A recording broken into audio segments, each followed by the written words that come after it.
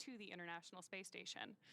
Overall, this will be Dragon's 44th visit to the space station and its 13th human spaceflight mission to the orbiting lab. Looking back over the last 24 hours, launch day preparations started early for our crew members. About 4 hours prior to launch, the crew completed their final medical checks before joining the SpaceX team to get into those spacesuits. After suit up in the NASA operations and checkout building, the crew walked out, waving some final farewells to their family and friends waiting outside. That's always one of my favorite parts of the day. Of course, the next destination for the crew was the launch pad. It takes about 20 minutes to ride to Launch Complex 40, where the Falcon 9 and Dragon spacecraft were waiting for them. Of course, a reminder, this was the very first human launch from Launch Complex 40. About 2.5 hours prior to launch, the crew ingressed or entered the Dragon spacecraft, walking over that crew access arm and enjoying some last views of the Space Coast. Love that one of them taking in the rocket itself before they headed into the White Room and then, as you can see here, into the spacecraft. Then at 10:17 a.m. Pacific Time, 1:17 p.m. Eastern Time, the 9 Merlin 1D engines ignited, and Falcon 9 lifted off from the first time with crew on board from LC-40, marking the 15th time humans rode Dragon into orbit. With Falcon 9's first stage at full power, our crew began their journey to the International Space Station.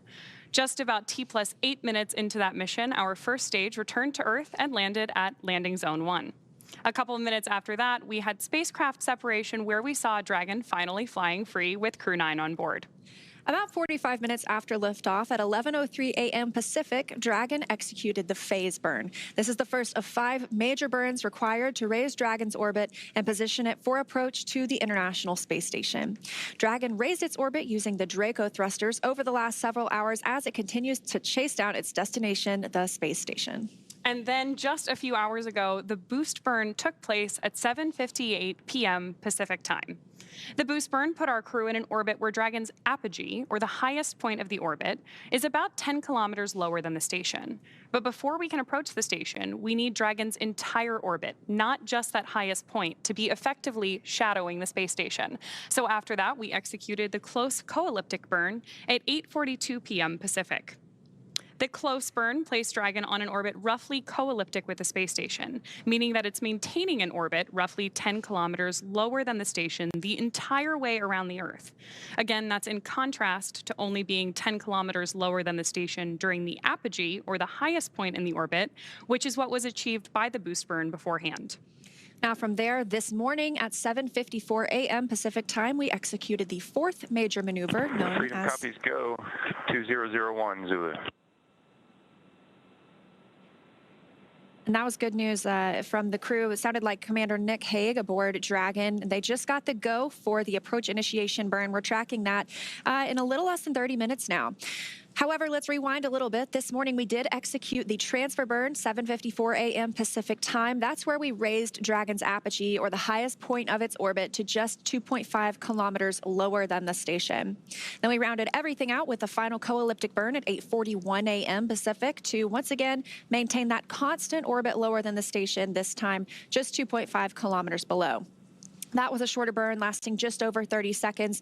And recently at 11:30 a.m. Pacific, we added in the approach out of plane burn to further refine Dragon's trajectory to the space station. During our approach, SpaceX flight controllers will work in tandem with the NASA team in Houston to maneuver Dragon Freedom to the proper altitude. They will initialize the navigation sensors used for this methodical approach to the space station. They'll also activate and test out a number of systems on board Dragon, including the bidirectional communications system with the station using the C2V2 system. C2V2 stands for Common Communications for Visiting Vehicles. It sets up a data stream from Dragon to the space station, giving us another path for Dragon telemetry to come to the ground, and giving an additional command capability to astronauts aboard the space station. At approximately 1:01 p.m. Pacific time, the Draco thrusters on Dragon will fire for the approach initiation burn when Dragon is about 2.5 kilometers below the station and just about 7 kilometers behind it. This will swing Dragon up until it's about a quarter mile, around 400 meters, directly below the station. Now, this maneuver also moves Dragon inside one of 2 checkpoints around the station that requires a set of go, no-go poles with the different control teams. The first checkpoint is called the approach ellipsoid, or you might hear us call it, or the crew call it, the AE.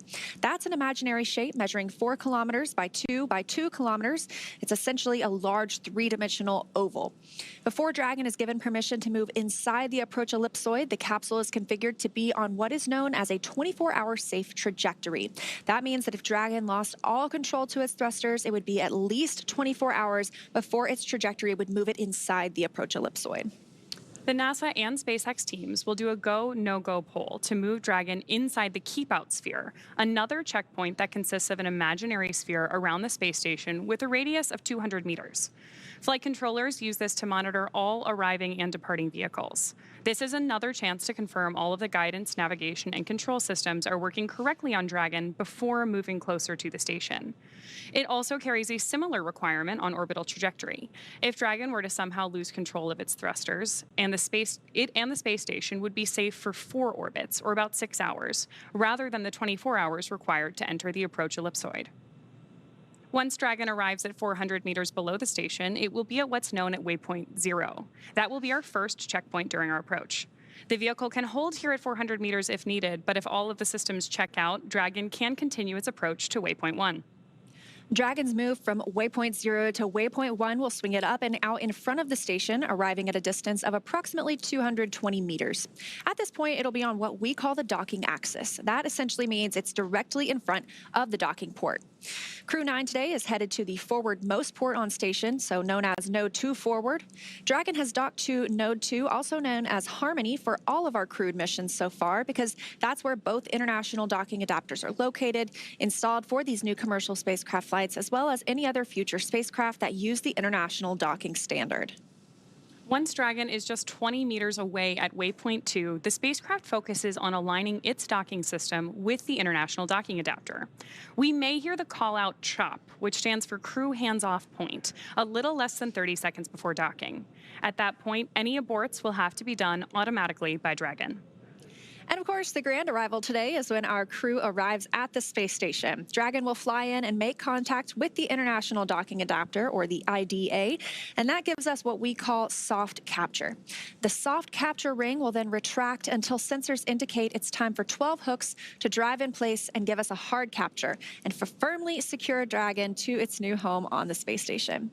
Now, the station crew, namely Jeanette Epps, the NASA astronaut, will manually pressurize the vehicle, or the vestibule, and that's the area between the Dragon hatch and the station hatch. Meanwhile, the umbilicals that provide power, audio, and data connections from the station to Dragon are put in place. And then it'll be time for leak checks and hatch opening, which is currently timelined to come a little more than 2 hours following docking. So sounds like we are on target today for a docking around 4:30 p.m. Central, so 2:30 p.m. Pacific time. Everything looking great from Mission Control, but hard to imagine our Crew-9 astronauts have been in transit this entire time since they launched about 26 hours ago. Yeah, and they've had some free time to kind of do as they please on the space station. On Dragon. Now, they have the opportunity to eat some meals. They get out of those suits and the seats where we last saw them yesterday, get a little comfortable. You know, I heard they were looking out the window and enjoying the views. Obviously, who wouldn't? They also have a sleep period, and so they woke up a little bit before 3 a.m. Pacific time today. So they are already shifting their schedule to be a little more aligned with the schedule on the International Space Station. That also would not be a bad view to wake up to. We're getting some of those early views on your screen right now of the light just coming over the edge of the Earth, which is pretty exciting to see. Yeah, let's take a look. It looks like the International Space Station itself is now flying about 260 statute miles over Algeria. So as we get into more of an orbital daytime, we should be able to see Dragon approaching the station below it. And as we joined the broadcast today, that bright dot on the screen, that was actually the International Space Station from Dragon. So they have been able to see each other for a couple of hours now, which I know must be exciting to see your final destination in the frame. Yeah, that's great. And closer to our Expedition 72 crew coming together. Yeah, we will have 11 astronauts on board once Nick and Aleksandr arrive today. And in total, that puts us at 14 people in low Earth orbit, because we'll have the 11 on the International Space Station. And there's also a Chinese space station that has 3 more people on it. So 14 people off of the Earth right now. That's great. I'm certainly staying in close communication with them, both through Mission Control here at SpaceX and in Houston. And of course, these teams are monitoring different things. So far we've had Dragon, or the mission control team here in Hawthorne, monitoring the Dragon spacecraft itself. They've been doing that since launch yesterday, really since before launch yesterday, making sure everything was go for that on-time liftoff. Again, coming at 10:17 a.m. Pacific time. But over in Houston, we do have a whole separate team monitoring the space station itself. Now, they're monitoring everything from Dragon's trajectory to the solar arrays, making sure that they are locked in place. Right now, we have some crew members that are exercising aboard the space station. They'll be asked to refrain from exercise while the Dragon spacecraft arrives and that docking process begins, just so we don't impart any additional loads on the space station or on Dragon during that time. Great views on your screen now of mission control here in SpaceX. Of course, we have mission control staffed to follow the safety of our Crew-9 astronauts the entire time that they are on orbit, from liftoff from, again, Slick 40 yesterday, all the way through docking today, all the way through their return to Earth early next year with the full Crew-9 contingent on board. Now we're less than 20 minutes away from that approach initiation burn. That is also putting us in what we call proximity operations, and the International Space Station is already transitioning into that time frame, but we'll also hear some call outs to configure the big loop. So what we hear on the ground, we've heard Dragon to ground this entire time. We really haven't heard the calls from the crew aboard the International Space Station down to the ground, but once we configure the big loop, it puts everybody on the same communications channel so that they can all talk at the same time as we get into these integrated operations. One of the cool things about a mission like this really is that we are in touch with people around the world supporting these astronauts. So the big loop, depending on how you define it, is really pretty big, including mission control here in SpaceX, of course, NASA Houston, and the International Space Station. Now, while we wait for our next milestone, let's take a moment to meet our crew. U.S. Space Force Colonel Nick Hague is your Crew-9 commander. He was selected by NASA as an astronaut in 2013, and this is his second spaceflight to the International Space Station. In 2018, he and his Soyuz crewmate experienced a catastrophic rocket booster malfunction after launch. They were forced to abort, but landed safely. 5 months later, Hague launched on another Soyuz and served as flight engineer for expeditions 59 and 60. He spent a total of 203 days in space. SpaceX Freedom from Seat 2, ComCheck. Loud and clear, Nick, from C2. I've got you the same.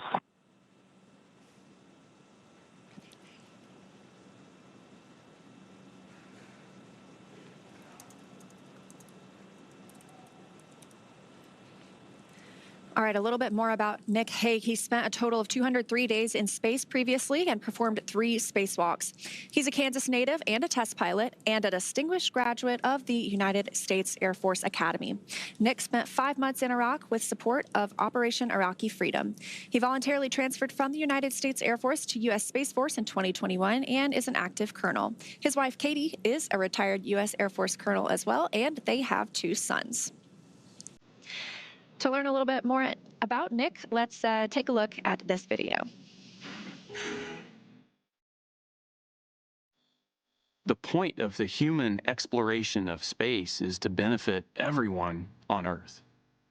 My name's Nick Hague. I'm the commander for NASA's SpaceX Crew-9 mission to the International Space Station.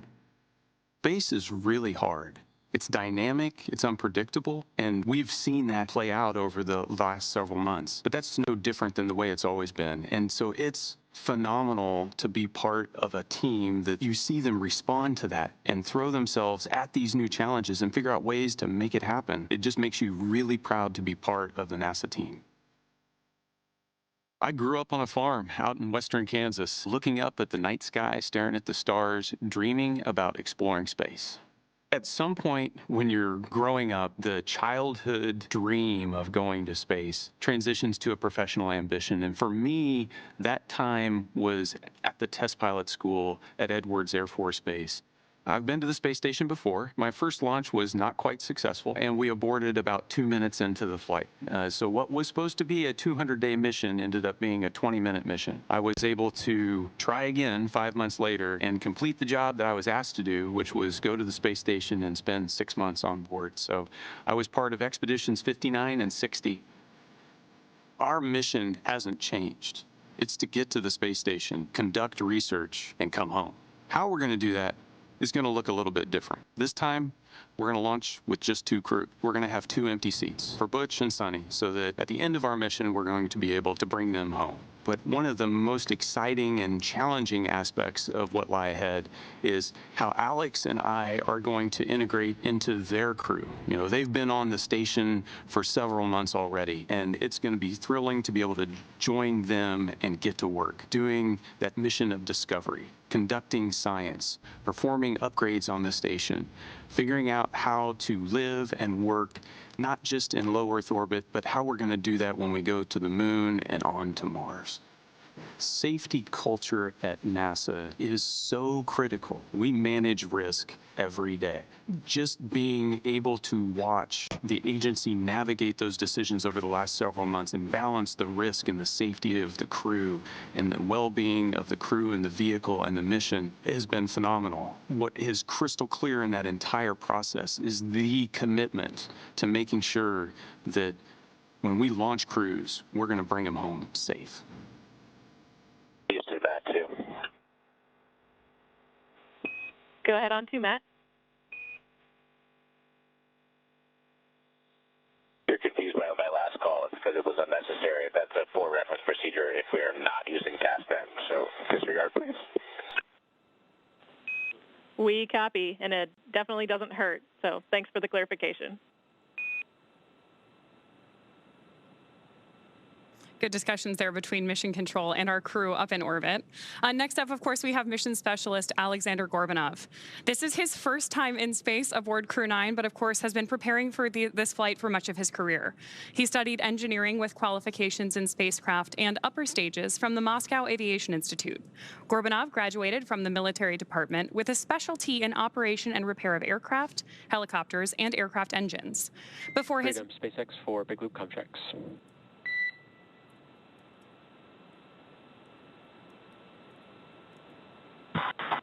Freedom's with you. All right, I can confirm that the bidirectional link has been established. You are go to change your push-to-talk destination to ISS and initiate a comm check with SpaceX, Houston, and station.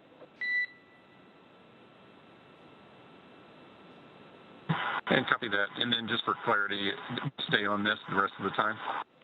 Affirm, I will be with you on space to ground the rest of the time through docking. Okay, copy. So I want to talk to you. You're on space to ground. Otherwise, from here on out, after we do the comm checks, we'll press with big loop comm, or like we're going to do the suiting checks over space to ground. Space to ground. So everything will be big loop from now on, just so you don't have to switch back and forth. So we have Dragon to ground and space to ground. We'll use big loop, which is space to ground. So you can keep it configured to ISS as your push-to-talk destination for the remainder of approach. Okay, just making sure. All right, switching over.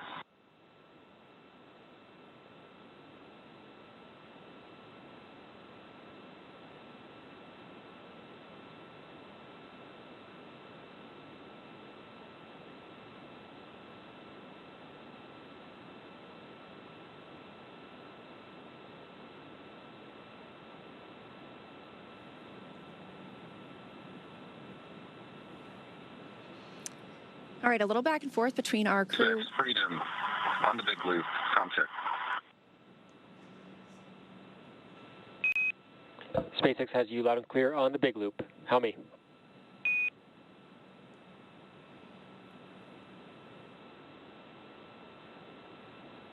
Got you the same. Houston, Freedom on the big loop. Comm check. Freedom, Houston has you loud and clear. How me?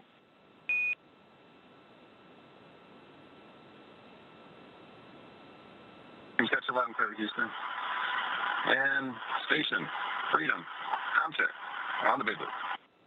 Freedom, this is station. We've got you loud and clear, Nick and Alex. We are waiting for you.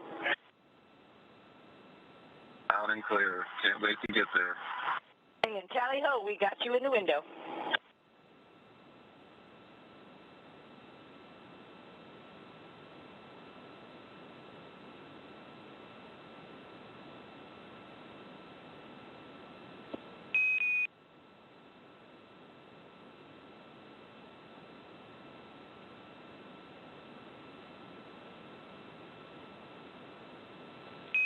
Freedom SpaceX on the big loop.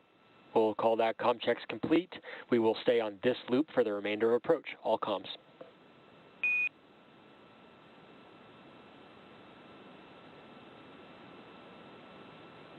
Freedom copy. Big loop comm from here on out.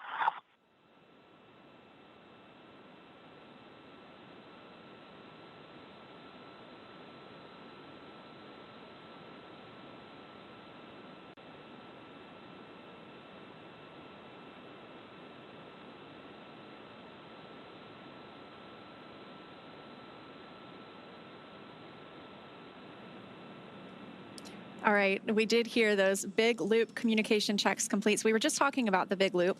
That is essentially this communications loop that allows all 4 parties to speak with each other at the same time. So for the past 24-ish hours, Dragon has been speaking to the core here in Hawthorne, but not radioing anything to the space station. And the space station has been speaking with the Capcom, or the capsule communicator in Houston, but not necessarily talking to Dragon. So once we get into these proximity operations, when Dragon is getting closer to the space station, that allows us to configure this loop where everyone can talk to each other at the same time. And we did hear that both Dragon, Freedom, and the space station are pretty excited to be able to see each other. So we are, again, coming up on that approach initiation burn that's really going to set things into motion this morning in just about 9 minutes now.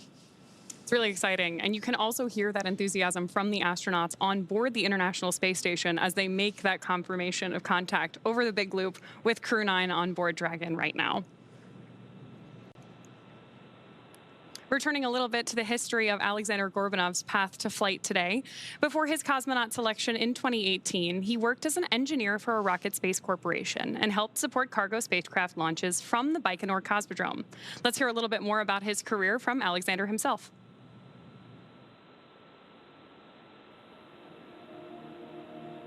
Практически самое неизвестное, что сейчас у нас есть. Поэтому мы все время стараемся изучить этот космос как можно больше, изучить, как устроена Вселенная. Исходя из этих знаний, этих фундаментальных знаний, мы, может быть, получим в дальнейшем какие-то новые технологии. My name is Aleksandr Gorbunov, and I'm the mission specialist for NASA's SpaceX Crew-9 mission to the International Space Station. Я родился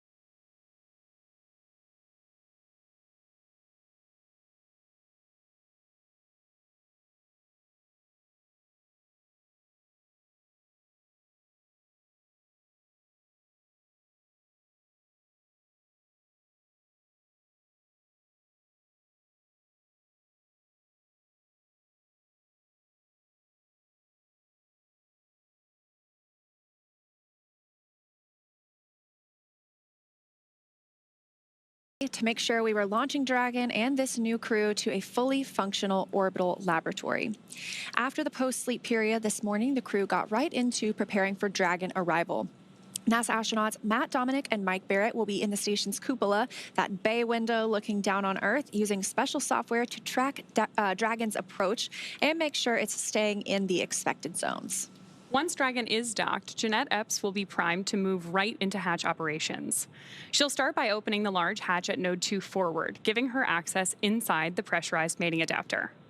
The crew will then have to pressurize the vestibule. That's the small space between the hatches on Dragon and the space station. That vestibule is exposed to vacuum prior to docking, so the crew will need to fill it with air and make sure its pressure is nearly equal with the atmospheric pressures on Dragon and on the station. Epps will use a small valve on the station's hatch to slowly introduce air into the vestibule. Flight controllers here in Houston will monitor the pressure and temperature readings inside and verify that everything is leak-free before we get ready to open up the hatches. Of course, preparation began prior to crew arrival to make sure they have somewhere to stay. The astronauts have available temporary campout locations, known as casas, that they can stay in until we're back to our usual 7 people living and working on station. Yeah, so we're excited to get those 2 new crew members aboard and bring Expedition 72 up to 11 crew members for handover. So this is what Expedition 72 will look like once we have our Crew 8 return next week. These crew members arrived, obviously, we have Butch and Sunny who arrived on Starliner. We have Nick and Aleksandr who are arriving today on Dragon. And then we have our other 3 crew members, including NASA astronaut Don Pettit, who arrived just a couple of weeks ago on a Soyuz spacecraft, and they are part of Expedition 72. I can't believe we're already up to 72 expeditions now, but we have had humans living and working in space for over 23 years continuously now. So if you are under 23 years old, there has never been a day of your life when all humans have been on the Earth at the same time, which sounds like, that's awesome. It's so sci-fi. It sounds like the future, really cool. But it's now. So right now, that Expedition 72 crew aboard the station is awake, and they are preparing for Dragon's approach, and they sound pretty excited about it, too. Yeah, they do. Speaking of Dragon, development of Dragon for Crew started with Dragon carrying cargo. Dragon was designed from the beginning for flying humans to space, so much so that even the first Dragon had a window. Before we could fly humans, teams implemented a number of design upgrades to make sure both Dragon and Falcon 9 are suitable for flying people. Then we put both vehicles through thousands of tests to prove their safety. Dragon is capable of carrying up to 7 passengers to and from Earth orbit and beyond. It is the only spacecraft currently flying that is capable of returning significant amounts of cargo to Earth, and is the first private spacecraft to take humans to the space station. Dragon is fully autonomous, which means it can basically fly itself, but also features full manual override capabilities in case of an emergency. Now, we did just hear that the approach initiation burn just started, so that is about a 90-second burn. It did come a couple of minutes earlier than we were expecting it today, but so far it seems like everything is going well, and we are standing by for the burn completion. Again, this is really going to set things into motion for us today. This approach initiation burn moves, it happens when Dragon is about 2.5 kilometers below the station, just about 7 kilometers behind it, and that'll swing Dragon up until it's about quarter mile, which is about 400 meters directly below the station. And of course, each one of these maneuvers are about very gradually approaching station with Dragon, just to make sure that we approach slowly and carefully. Even though these vehicles look like they're moving quite slowly relative to each other, each one is traveling more than 17,000 miles an hour. Freedom SpaceX on the big loop. Nominal approach initiation maneuver complete.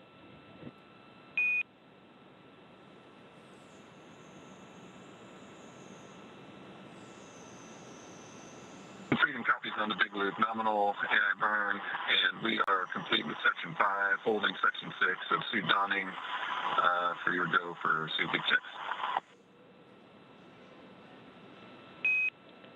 SpaceX copies, holding in Section 6. We'll give you a go for suit leak check shortly.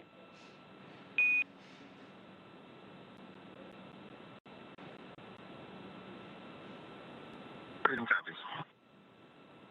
All right, we love that word nominal. Always good. Everything as expected for the approach initiation burn. Again, about a 90-second burn. That's also eventually going to move Dragon into the approach ellipsoid, one of those invisible spheres or an oval that we monitor as spacecraft arrive and depart the International Space Station. It doesn't matter whether there's crew on board or whether it's a cargo spacecraft. This is kind of our boundaries or our neighborhood around the space station that all the flight controllers keep their eye on for anything that's approaching or departing.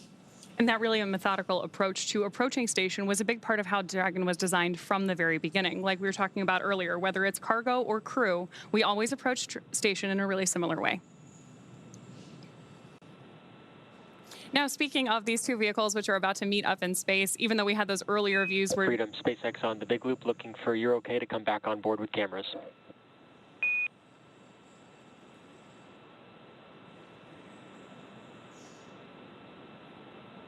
Freedom. Yeah, we're good with that. Apologies for not having you come on board earlier, but welcome aboard. Copy.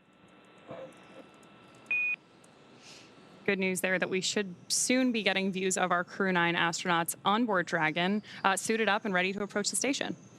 Yeah, I'm pretty excited that we did hear they were putting their suits back on earlier, and so they're going to get into some leak checks and make sure that everything is safe. They'll keep those suits on for the remainder of the approach to the International Space Station, all throughout docking. And then once we complete the docking and we're successfully attached to the space station, they'll have a chance to get out of those suits and probably into their flight suits or something else while we work to pressurize that vestibule and before we open the hatch. So again, we're targeting docking today around, let's see, I believe 1:30 p.m. Pacific time. Getting close. I'm trying to work on my my time zones, but I feel like I'm in a bunch of different places. Well, we're communicating with a bunch of different places between here, Houston. Obviously, we've got the station on Greenwich Mean Time, so we're jumping around across the world a little bit. But the good news is that for our Expedition 72 crew, Dragon is getting bigger in the window as it gets ever closer to the ISS. But Dragon's actually pretty big to begin with. The Dragon spacecraft and its trunk stand over 26 feet tall.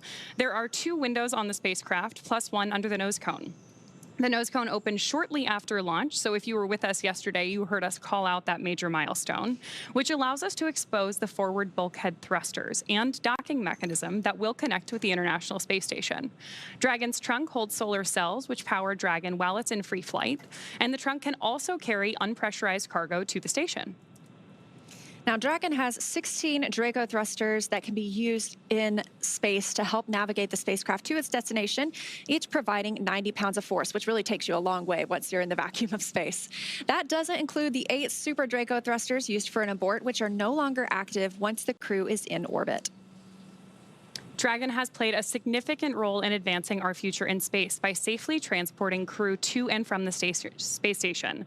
There are currently 4 Dragon spacecraft supporting human spaceflight missions that have docked to the station: Endeavour, Resilience, Endurance, and Freedom. Crew-9 are on board Freedom today, which previously flew NASA's SpaceX Crew-4, in addition to the commercial Axiom missions AX-2 and AX-3. Altogether, the reusable Dragon spacecraft have completed 8 human spaceflight missions on behalf of NASA and visited the station 42 times under NASA's commercial resupply and commercial crew programs so far. As we mentioned earlier, Crew-9 is Dragon's 15th human spaceflight mission since 2020. Now, that includes these commercial crew program missions for NASA, as well as the private astronaut missions with Axiom, Inspiration 4, and Polaris Dawn, which recently launched. And that is when Dragon became the first private spacecraft to take humans to the International Space Station with Demonstration Mission 2 in 2020. Now, you might be wondering, what do the astronauts do once they get to the International Space Station? And I can tell you they stay extremely busy. So over the last 23 years, crews aboard the space station have completed thousands of scientific and educational experiments, and Crew-9 is prepared to add to that growing number. Crew-9 will conduct hundreds of science experiments and technology demonstrations during their mission, and they will spend several months, I think about 5 months, working on the orbital laboratory. Yeah. Of course, having more crew members on board significantly expands the amount of research that we can conduct, and this crew will conduct new scientific research to prepare for human exploration beyond where we're at now in low Earth orbit and benefit humanity on Earth. Experiments include studies of blood clotting, effects of moisture on plants grown in space. SpaceX on the big loop for suit leak checks. We're going to wait to perform the suit leak checks until the other side of an upcoming TDRS handover, so I'll be back with you in about 6 minutes to step into suit leak checks.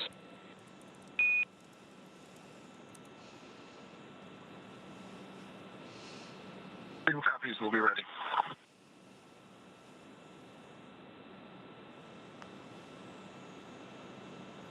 Good news for Mission Control there that we are about to step into those suit leak checks, but we are expecting a slight communications gap in our TDRS coverage. That's the call out you heard, that we're expecting a little bit of a handover with that system.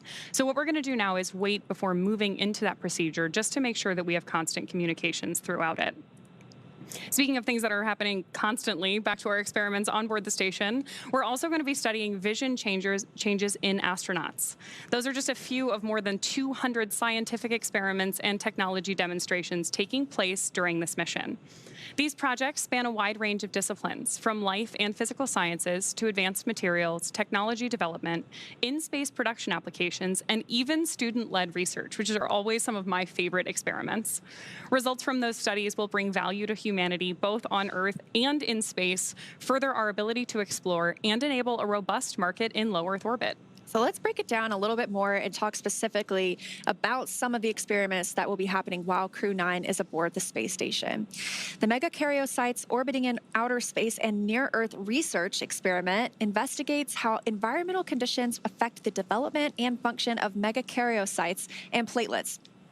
I had no idea what megakaryocytes were, but they are large cells found in bone marrow and platelets, and pieces of these cells play important roles in blood clotting and immune response. Results could provide critical knowledge about the risk of changes in inflammation, immune responses, and clot formation in spaceflight, but also here on the ground. It is amazing to me how different the microgravity environment is, and that it gives us the opportunity to study these Earth-based processes in a way that help our astronauts, but also people here on Earth. Yeah. In addition to a lot of those biologically oriented experiments, the Neutron Star Interior Composition Explorer, or NICER telescope for short, on the exterior of the space station measures X-rays emitted by neutron stars and other cosmic objects. Through that, they're helping to answer questions about matter and gravity.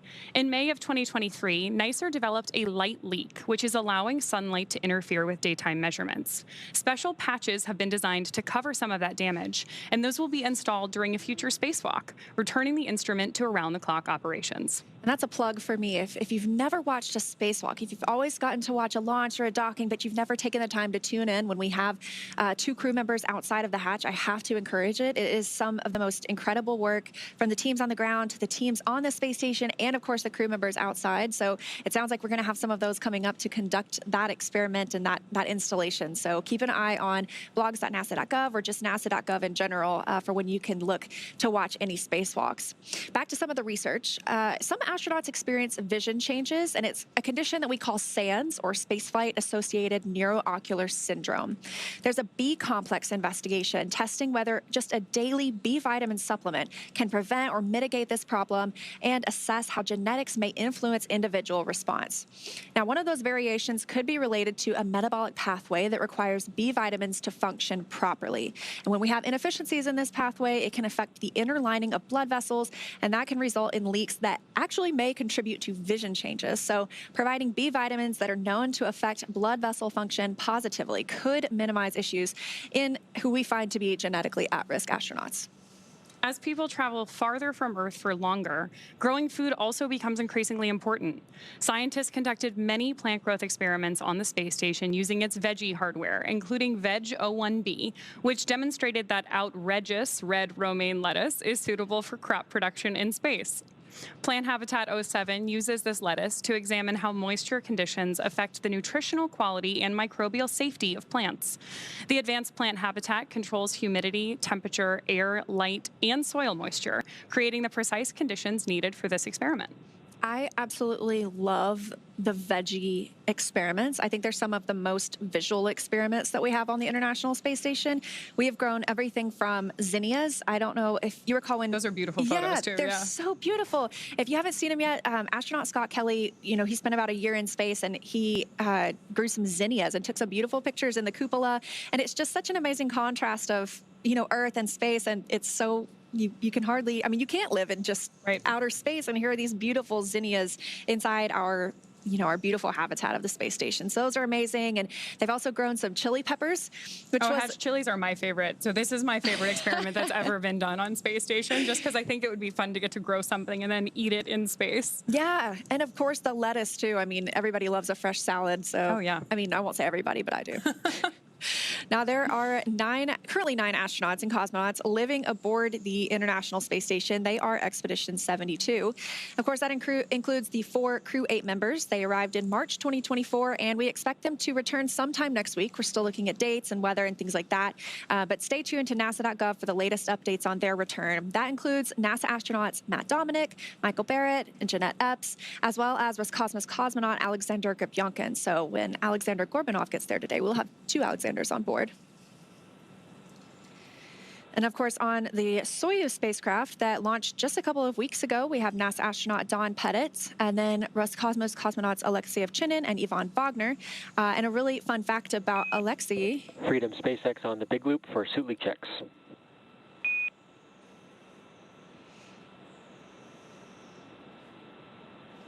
Freedom is with you. All right, Nick, you are go for suit leak checks per 4.011.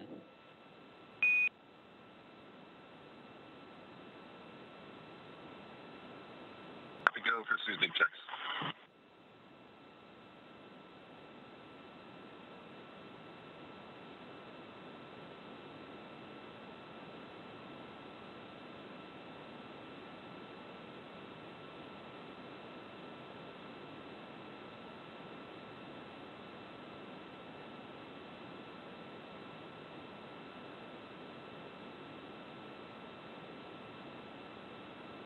SpaceX Freedom on the big loop.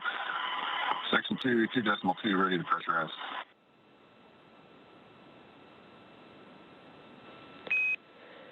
SpaceX is with you. You are go for commanding 2.3. Initiate suit leak check.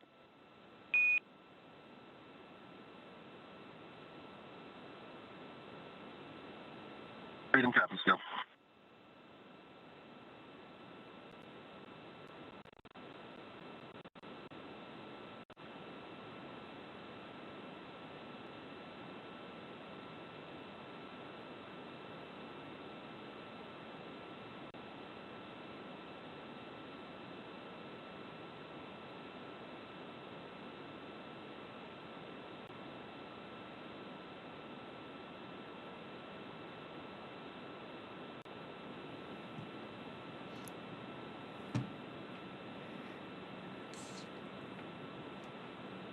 Good news there that our suit leak checks are well underway. Yeah, again, they do wear these suits. These are still considered dynamic portions of the mission. Like you talked about, these are really moving, the space station and Dragon are moving pretty slowly in relation to one another because you have to have a very slow and methodical approach to the space station. But in reality, they are moving at orbital velocity, so 17,500 miles around Earth. And so during these dynamic phases of flight, we just had the approach initiation burn, and we're getting into docking when we're bringing 2 spacecraft together, 260 miles above Earth. We keep our crew suited up and in their seats just in case they needed to take any actions like retreating or breaking out from the space station. But it seems like everything's going pretty smoothly so far. Yeah, everything is going well today, but one of the cool things about the suits that the astronauts are putting on right now and doing those leak checks on is that they really are designed to keep the astronauts safe in the event of an emergency. The material and everything on board the suits is designed for the off-nominal case so that even though hopefully everything goes the way it is today, really nice and smooth, we're ready for those off-nominal scenarios if they were to occur. And those suits are custom tailored for each crew member. And they also provide different things. So there's an umbilical on the suit that connects to the seat itself. And when they were getting suited up yesterday, there's kind of a little briefcase that it can help connect to as well. And that provides them things like cooling. That's also their communications outlet. So they have the ability to get in those suits and have communications through their helmet. When they are floating around the spacecraft, there is a microphone that they can grab and use at any time. So they don't have to stick their head in the helmet really quickly if they want to talk to somebody. But it does allow continuous communication for the crew with anybody here on the ground. Which is great because that's how we're able to hear them through the big loop right now. But once they get to the space station, those IVA suits, which stands for intervehicular activity suits, won't be needed anymore. So once they're out of their suits and ready to go on board the ISS, those Dragon spacesuits will stay on board Dragon for the remainder of the mission. Yeah, and it's very interesting. There's quite a difference between the IVA or intervehicular activity suit, like you mentioned, and the EMU, the extravehicular mobility unit. An EMU is when you think of a spacewalk, and NASA astronauts out on a spacewalk and the International Space Station, you see a bigger, a bulkier suit. That's an EMU. But of course, we did see just a couple of weeks ago the first commercial spacewalk with with a new developed spacesuit, and that was still considered an IVA suit. Is that correct, or is it considered? That's an EVA suit. Okay. So it's basically an evolution of SpaceX's IVA suit that was designed specifically for the Polaris Dawn mission in support of that first commercial astronaut spacewalk that has ever been done, which was just, to me, so exciting to see. Because like you mentioned earlier, the spacewalks are, to me, the most exciting part of human spaceflight. You have this amazing communication between the astronauts outside of either the ISS or the capsule, working together, communicating with the ground. And it was great to see that not just on station like we've seen it many times before and hopefully many times in the future, but also on board Dragon. Now, again, we did lift off on time yesterday. Just freedom on the big loop. 2 good suits. SpaceX copies and concurs. At this point, we'll consider 4.011 complete, and that should also mean 4.010 complete. We're tracking the same. All right, good news. 2 good suit leak checks. That coming from NASA astronaut Nick Hague, who's the commander aboard Dragon right now. Again, 2 suits. It's he and Roscosmos cosmonaut Aleksandr Gorbunov. So we're bringing the station residents up to 11 today. I feel like that's going to make station kind of a party for at least the next couple of days. Yeah, absolutely. Wow, check it out. That's the International Space Station, our home in low Earth orbit, and the destination of Dragon today. This point of view coming from Dragon itself. Now, we did hear earlier that the crew aboard the space station can also see Dragon at this time. So as we get a little bit closer, we might be able to see Dragon from the station as well. And we're getting great views right now inside of Dragon, looking up at those screens as our 2 crew members begin to approach the ISS.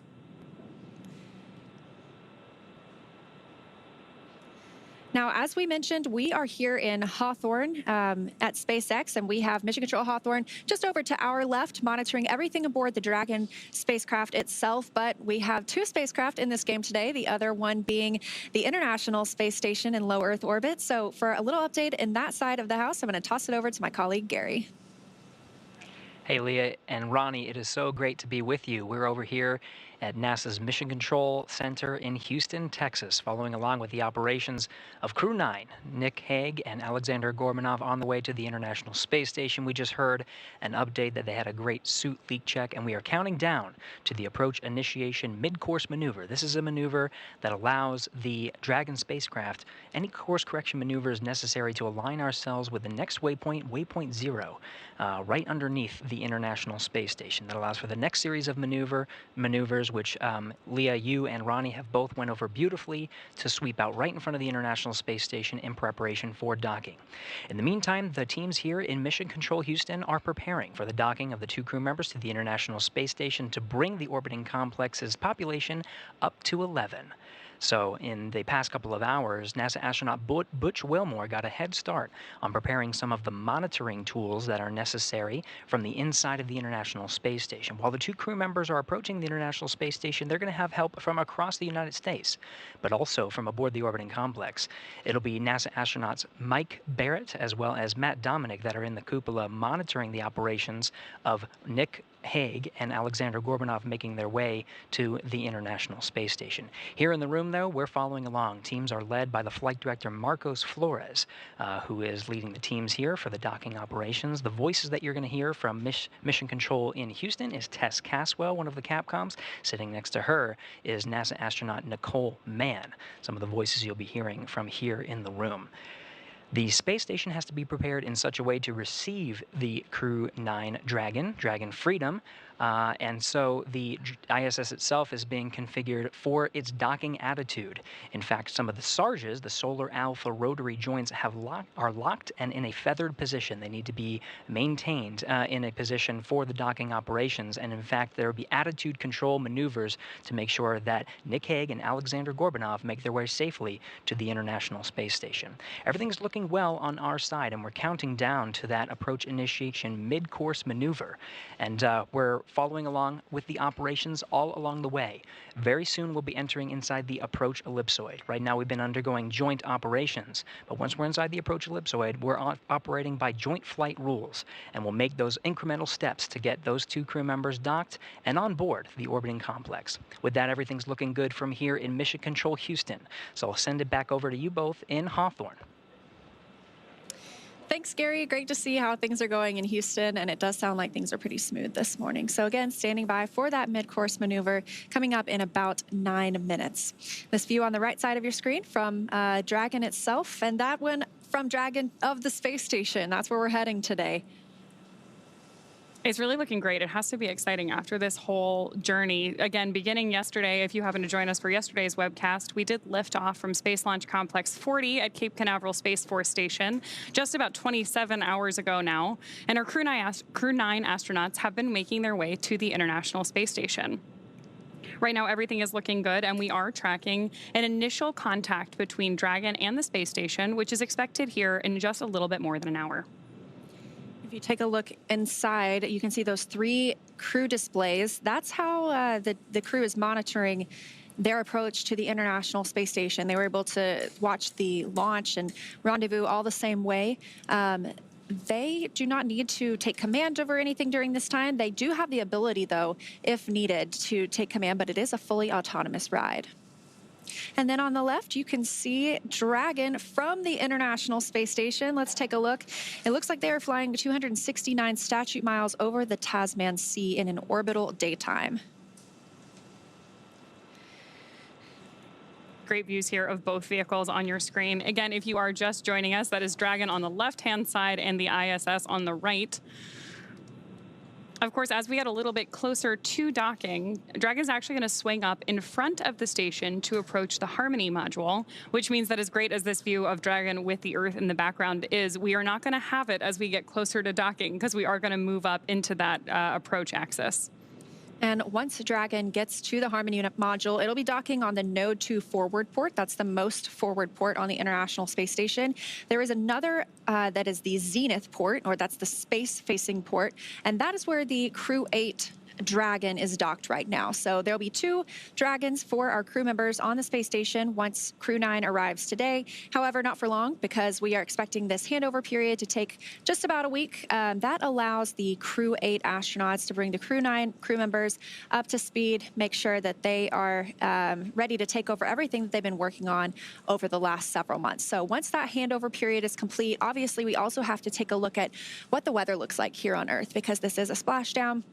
Need to make sure everything is good around the coast of Florida, whether that's on the Gulf side or the Atlantic side, whatever we choose to target for the return of Crew-8 before we send 4 crew members home. And that'll bring us back down to 7 people living and working on the space station. Now, we've had 9 most of the summer with Butch and Sunny joining the space station crew, but once we say farewell to Crew-8, we'll be back down to 7, and we consider that typically like an average number or an average complement. I'm sure that if they wind up with any extra days for their handover there, depending on weather for splashdown conditions, that will be welcome for the crew on board, in no small part because, as you mentioned, we've had a couple of additional people above that standard contingent on station all summer, meaning there's a lot of scientific research that's been going on, and I'm sure a lot of very detailed handoff operations that need to take place.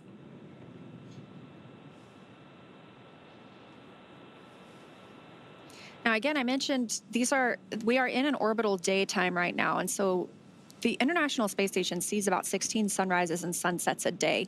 When they cross over from day to night, that's called the Terminator line. And so they see a beautiful sunrise, and we have that for about 45 minutes before they move into a nighttime. So one thing that you have to be conscious of when you send crew members to space is the circadian rhythm. So there are actually specially developed lights on the International Space Station to simulate different times of day. That way, as they move throughout their day, you know, we're used to when the sun sets here, that means the day is over. But if you see it 16 times that day, it could be a little bit confusing. So some of those lights help regulate the body's responses to what time of day it is, and even wind down in the evening. It would be incredible to get the opportunity to watch sunset every 90 minutes, though. I think that would be an exciting aspect of being on space. You would have to pull me out of the cupola. Now, I just got an update that the mid-course maneuver is in work, so we are standing by. Again, a small burn like this one just helps us retarget or realign the International Space Station as we continue moving ever closer. If you squint really hard on the left side, you can see that the nose cone is open on Dragon. That happened shortly after launch yesterday, maybe about 12 minutes after launch, or 13 minutes, we started opening that nose cone, and that protects the hatch while we are launching.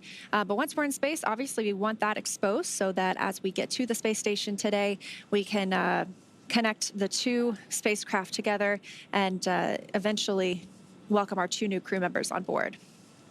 The next major milestone we're tracking on our flight today is expected to be Dragon's arrival at waypoint 0, just about 20 minutes from now. Again, waypoint 0 is going to be one of those first checkpoints during our approach to the station. Dragon can hold there at 400 meters at waypoint 0, but if all of its systems check out, Dragon can continue on its approach to waypoint 1. Now, waypoint 1, or the Dragon's move from waypoint 0 to waypoint 1, that swings it up and out in front of the station, arriving at a distance of approximately 200 meters, and 220 meters, I should say, because that puts it on what we call Freedom. SpaceX on the big loop. Mid-course correction maneuver is complete. Performance nominal. The trajectory has converged on waypoint 0.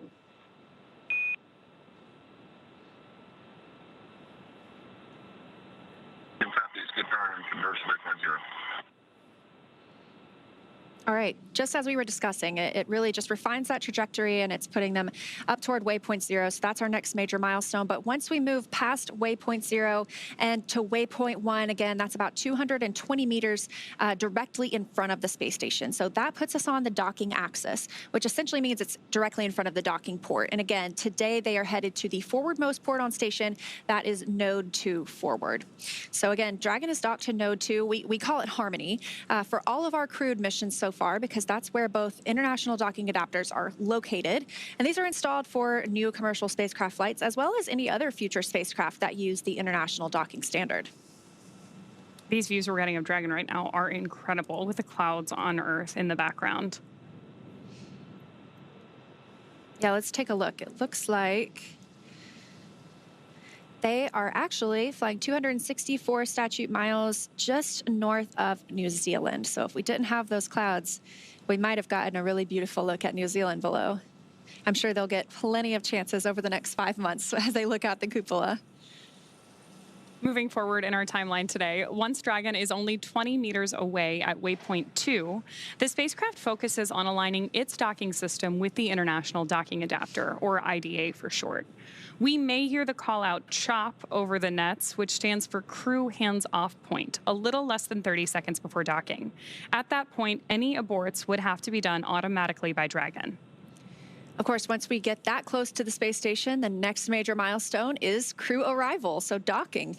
Dragon will fly in and make contact with the International Docking Adapter, and that's what we call soft capture. That soft capture ring will then retract until sensors indicate it's time for 12 hooks to drive in place and give us the hard capture that will firmly secure Dragon to its new home on the International Space Station. The space station crew, it'll be mainly NASA astronaut Jeanette Epps, will manually pressurize the vestibule, or the area between the Dragon hatch and the station hatch. But I feel like we always see a handful of crew members floating in and out, helping out with that effort. I think it's a pretty exciting time for everyone when new folks arrive at the station. So while they're pressurizing that vestibule, the umbilicals that provide power, audio, and data communications and connections from the station to Dragon are put in place. And then it's time for the leak checks and the hatch opening, which is currently timelined to come a little more than 2 hours after docking. Again, targeting docking today around 2:30 p.m. Pacific time, so just about an hour from now.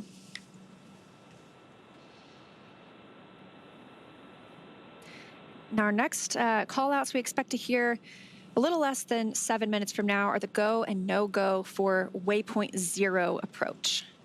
Again, we don't have to stop at waypoint 0, but they have the opportunity if they need to. Station Houston on the big loop. Dragon range is approximately 1,000 meters. Monitor long-range approach per steps 1 to 4. In 1.102, Dragon approach and retreat monitoring. ISS crew is now back up for vehicle approach monitoring. Presentation copy is 1.102, step 1.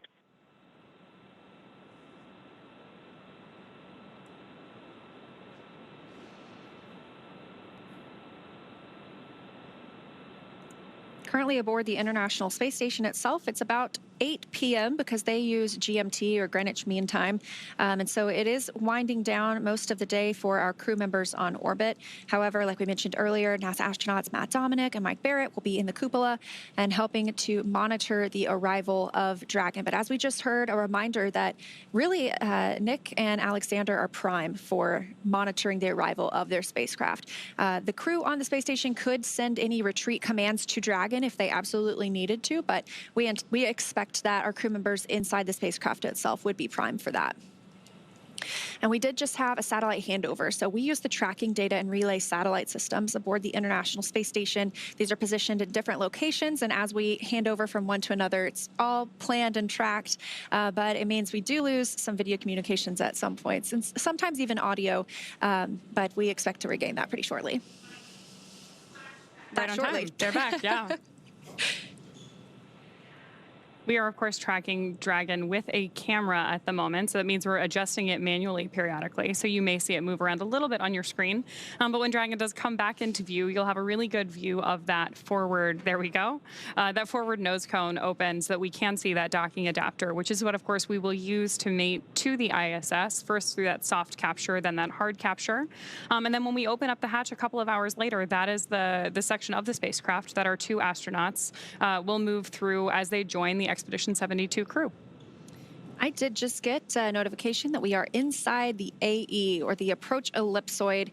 Again, that is the first of those invisible boundaries around the International Space Station that we monitor. That means that if Dragon, before it has the go to approach or go inside the AE, it has to be 24 hours safe. So if it were to somehow lose control of its thrusters, it would take 24 hours for it to move inside that approach ellipsoid. So the next of those invisible boundaries is the keep out sphere.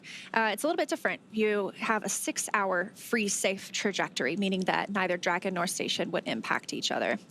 So these views are pretty amazing, and they are coming to us from Cronus in Houston. That's one of our flight control team members in Mission Control itself. And so they are tracking Dragon, and you can see them moving the camera as they keep up with the spacecraft continuing to approach the space station.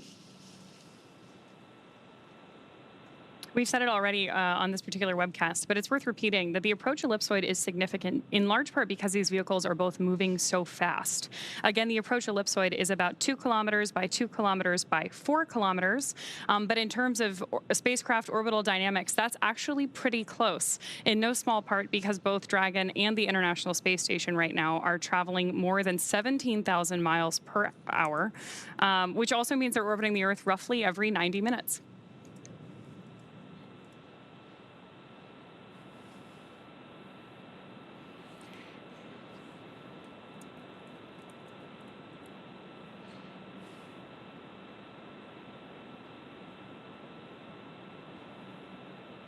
And again, I just mentioned that these views are coming from the Cronus console.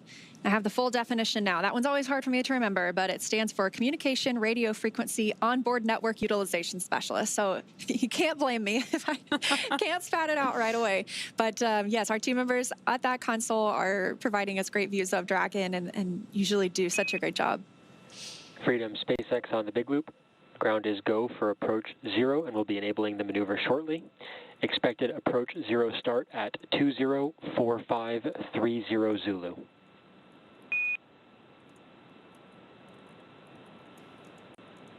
Freedom copies 204530 Zulu, and we see the flag.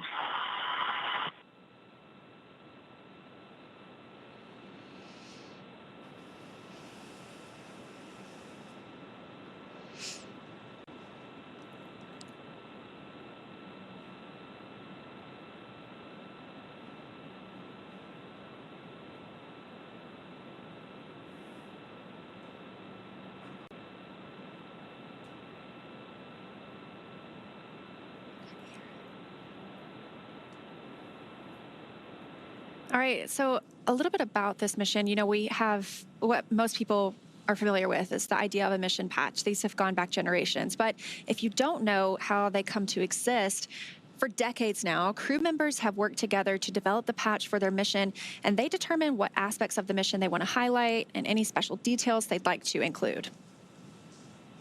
Now, the crew themselves can design their patch, or they can share their design ideas with an artist who make it come to life. The Crew-9 mission patch, which you have a great view of on your screen right now, depicts the trail of a rocket launching en route to the International Space Station, which will be home for long-duration expedition dedicated to service, science, and collaboration.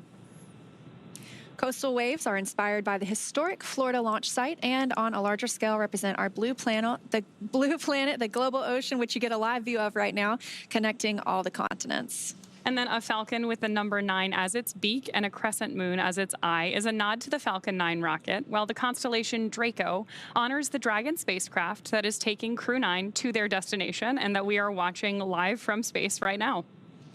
The Delta symbol, which was first used in 1961, evokes historic ties to the earliest days of space endeavors. Human exploration of space is built on international collaboration and depends on the support of multitudes across the globe whose efforts honor that heritage. I love mission patches. I love looking back at some of my favorites, but I love the colors in this one. It's definitely been a favorite. So yesterday, we saw a look at the zero-G indicator, which is always a surprise for us, too. I had no idea what to expect. But it was a small Falcon plush that had been to space before. We heard Nick Hague talking about it, the commander.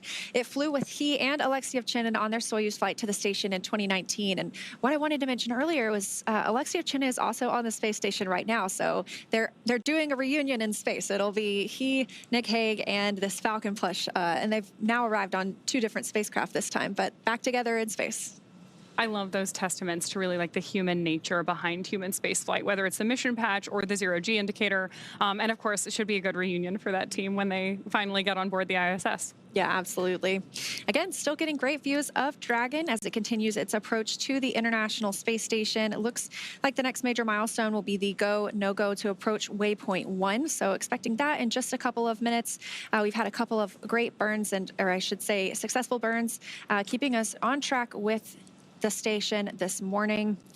Again, though, looking to move to waypoint 1 in just a couple of minutes. So standing by for those calls.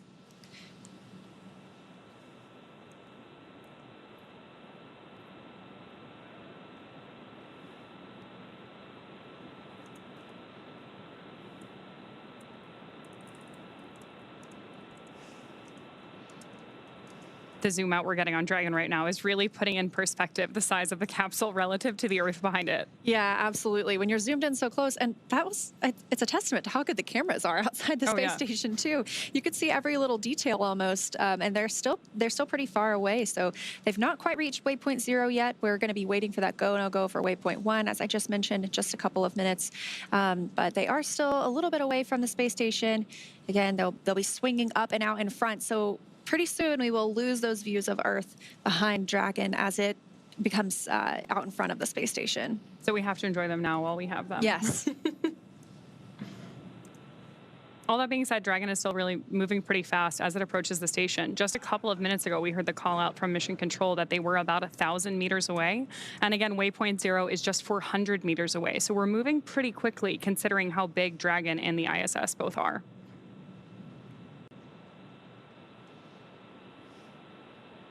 We are now, again, both Dragon and the International Space Station traveling about 260 miles above Earth. So let's see if I can pull up our trajectory or our map again.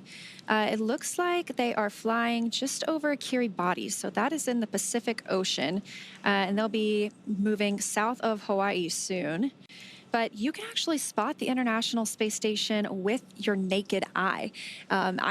I love being able to look up, and I wave at them every time. I know they can't see me. I'm not even a speck to them from the International Space Station, but we do have an amazing app called Spot the Station where you can plug in your location and you can get almost real-time updates, or actually you can get real-time updates of when they will be flying overhead and where to locate them. There's now kind of a trajectory path. It'll help you by using your camera and it'll align with the space station so you know exactly where to look. But it's hard to miss once you're outside because I believe it is the second brightest object in the night sky, only second to the moon itself. I'm always impressed when I see the ISS go over.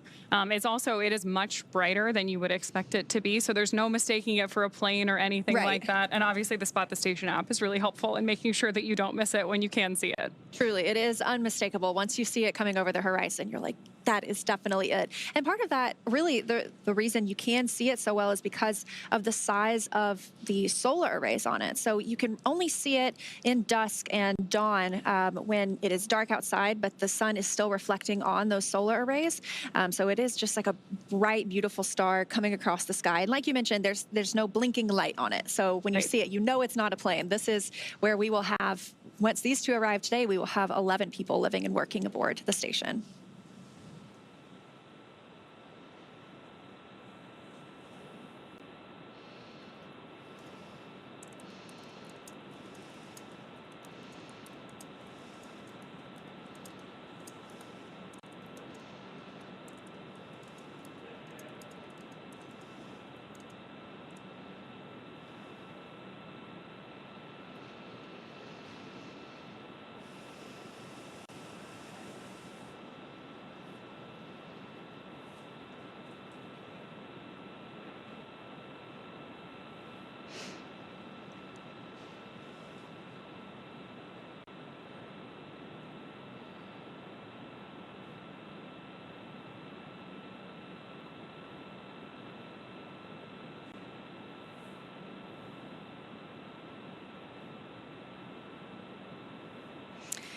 Now, again, just a recap of where we've been so far. Yesterday, we launched on time at 10:17 a.m. Pacific time, and about 45 minutes after liftoff at 11:03 a.m. Pacific, Dragon executed the phase burn. That was the first of 5 major burns required to raise Dragon's orbit and position it for approach to the International Space Station. Dragon raised its orbit using those Draco thrusters over the last several hours as it chases down its destination. And then shortly after that, the boost burn took place at 7:58 p.m. Pacific. The boost burn put our crew in an orbit where Dragon's apogee, or the highest point, was about 10 kilometers lower than the station. But before we can approach the space station, we need Dragon's entire orbit, not just that highest point, to be effectively shadowing the space station. So after that, we executed the close co-elliptic burn at 8:42 p.m. Pacific.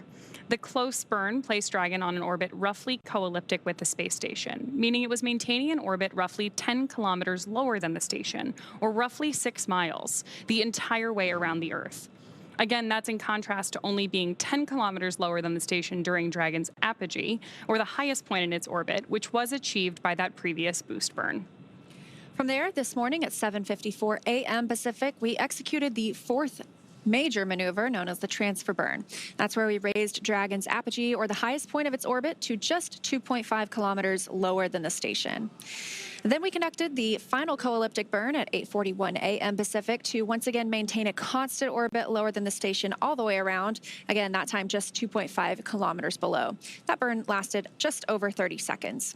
We also added in the approach out of plane burn at 11:30 a.m. Pacific to further refine Dragon's trajectory to the space station.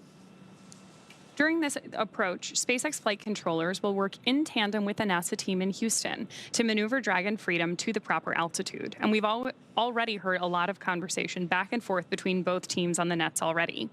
Together, they'll initialize the navigation sensors used for this methodical approach to station. They'll also activate and test out a number of systems on Dragon, including bidirectional communications with the station using the C2V2 system.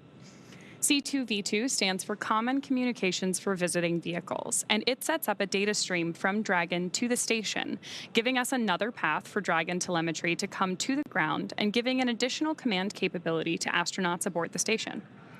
At approximately 1:01 p.m. Pacific, we saw Dragon fire the approach initiation burn when we were about 2.5 kilometers below the station and about 7 kilometers behind it. That is swinging Dragon up until it's about a quarter mile directly below the station.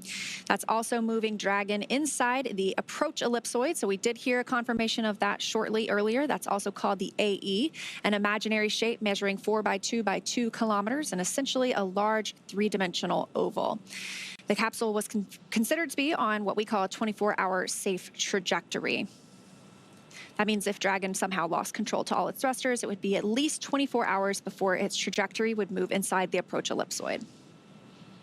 Next up, we're standing by to hear the NASA and SpaceX teams do a go, no-go poll to move Dragon inside of the keep-out sphere, another checkpoint that consists of an imaginary sphere around the station, this time with a radius of just 200 meters.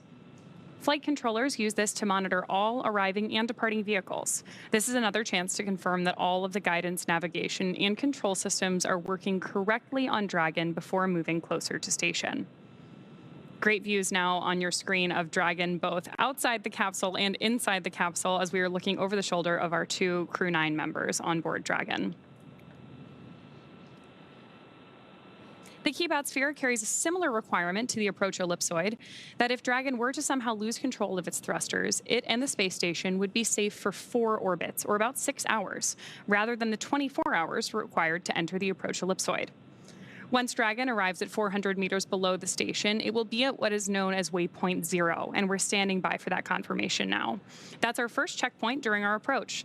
The vehicle can either hold there at 400 meters, but if all of its systems check out, it can also continue on its approach to waypoint 1. And I just got an update as you were saying that we are now in waypoint 0. So now that we are here, we will move up to waypoint 1. That'll swing Dragon up and out in front of the station, arriving at a distance of approximately 220 meters. That'll put us on the docking axis, so that means we'll be directly in front of the docking port. And again, we're going to node 2 forward. That is the forwardmost port on station.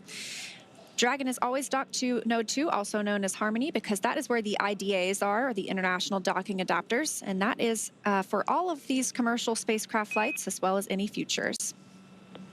Dragon SpaceX on the big loop, approach 0 has started and trajectory converged on waypoint 1. Expect arrival at waypoint 1 at 2110.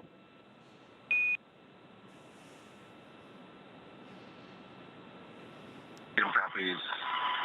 Arrival at 2001.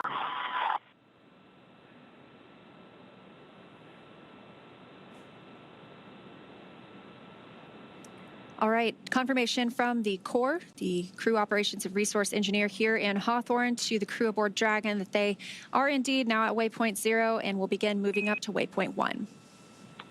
And Dragon, that our waypoint 1 arrival time is 2110. 2110.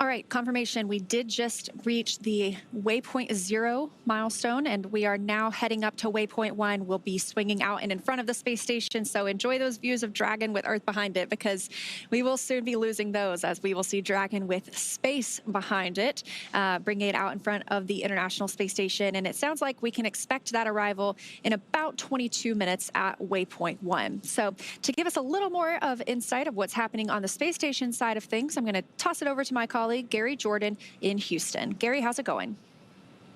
Hey, Leah, going great. We're following along with the operations, same as you, all along the way. Great to see that approach 0 initiation has been executed. This is when Dragon is 400 meters immediately below the International Space Station, and as you said, is going to swing out and up in front. So yes, we're definitely enjoying the same views that you are over there in Hawthorne.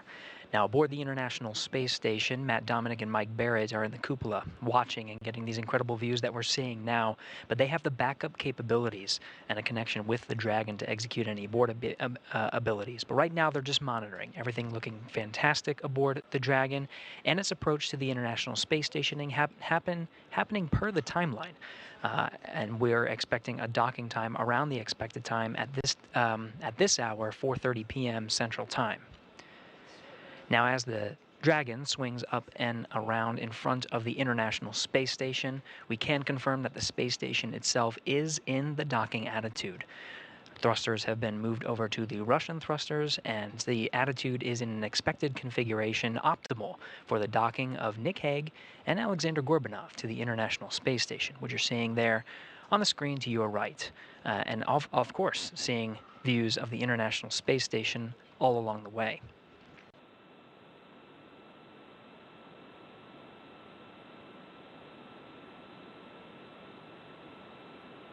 Now, a little bit more about what to expect once the Dragon moves in front of the docking axis. That waypoint 1 is right outside an area that's called the Keep Out Sphere.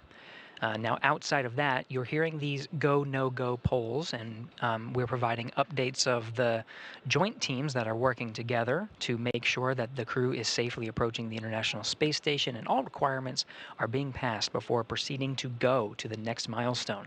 That milestone of waypoint 1 is just outside the Keep Out Sphere. Once we're inside the Keep Out Sphere, which is about 180 meters away from the International Space Station from the docking axis, then we're in a new set of flight rules. We'll plan to pause at about the waypoint 2 marker. This is just about 20 meters in front of the docking axis. If everything looks good, it'll just be a short changeover in the mode to enable the final approach for contact and capture with the forward port of the International Space Station. From there, we'll say farewell to our colleagues over that you are covering over there in Hawthorne in SpaceX Mission Control with Leah and Ronnie, and we'll take the coverage here in Mission Control Houston to oversee the hatch opening and welcome ceremony operations. There's a few hatches on board the International Space Station that we need to pass. There's the Dragon hatch itself, of course, but there's also an 8-pass hatch that's on the other side of that hatch, as well as the Node 2 hatch. 3 hatches to get through until the 2 crew members aboard Crew-9 can be welcomed by the 9 crew members aboard the International Space Station. But as mentioned, the International Space Station is in the right configuration, the docking configuration, and will remain as such. The view that you're seeing on your screen where the space station is pointed, it will remain pointed in that position. You can see the solar arrays that are sort of the wings from this perspective of the Crew-9 Dragon Freedom vehicle. Those solar alpha rotary joints that control the solar arrays on the International Space Station have been locked, and they'll be in that position to avoid any uninterrupted communication and maximize our TDRS coverage views and the beautiful views we're getting from both the station as well as the Crew-9 Dragon, and minimize any interference with any of the thrusters that are on board. Now, in these the dual view you'll see the views from the station and the Dragon get incrementally interrupted. That's expected as both vehicles are traveling 17,500 miles per hour. The Dragon cabin views are enabled by ground stations positioned strategically around the Earth. So we'll be sharing some of the views from inside the Dragon cabin as we get them, as they are beautiful views, and it's wonderful to see over the shoulders of Nick Hague and Aleksandr Gorbunov the views of from the International Space Station that we're seeing now as Crew-9 Dragon passes over the Earth are covered by the tracking data and relay satellites. These are satellites that are positioned in a geosynchronous orbit approximately 23,000 miles from the Earth, whereas the vehicles we're seeing now are approximately 250 miles. Now you see we'll be having some intermittent loss of that video coverage. That's expected. As we orbit the Earth, the antennas will be hopping from one of the TDRS satellites to the other, and we'll be providing as much coverage as we can. During docking operations, we do make sure that our KU band frequency capabilities to provide the beautiful video that we see is maximized, but we will have incremental loss, and so we're experiencing that now as we continue with ground station coverage from the Dragon itself, providing these views of the International Space Station. As Dragon swings out and up in front of the International Space Station, we're starting to get views of that Zenith port, where the other Crew Dragon is docked. That's Dragon Endeavour docked to the Zenith port of the International Space Station. The Crew 8 astronauts on board will be welcoming Nick Hague and Aleksandr Gorbunov soon after docking, but they'll begin a 7-day handover period until they undock at approximately October 7th is the date that we're currently tracking for the earliest opportunity for Crew 8 to undock and splash down off the coast of Florida, returning the 4 astronauts home and cosmonauts. Freedom, SpaceX on the big loop. We're going to be commanding an increase to our C2V2 rate. We'll have a temporary drop in C2V2 return from Dragon for a little bit. Freedom copies.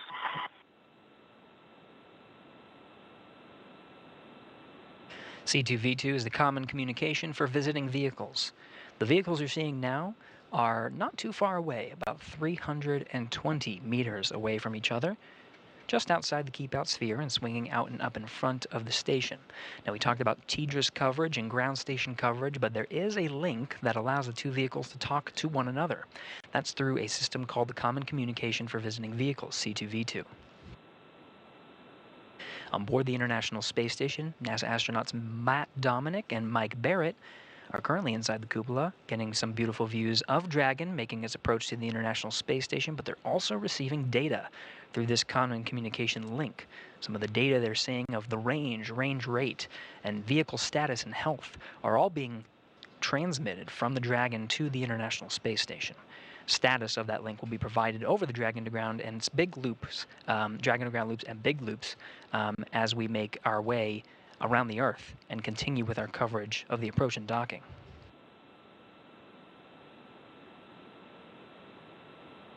We're now over the continental United States, about 260 statute miles over the northern continental United States, getting some great views as Dragon makes its way towards the docking axis.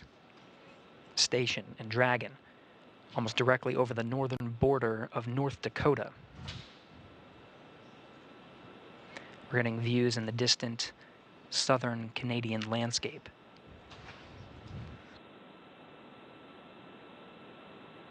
You can see Dragon moving sort of up from this view. These views provided by the external cameras that are mounted on the outside of the International Space Station.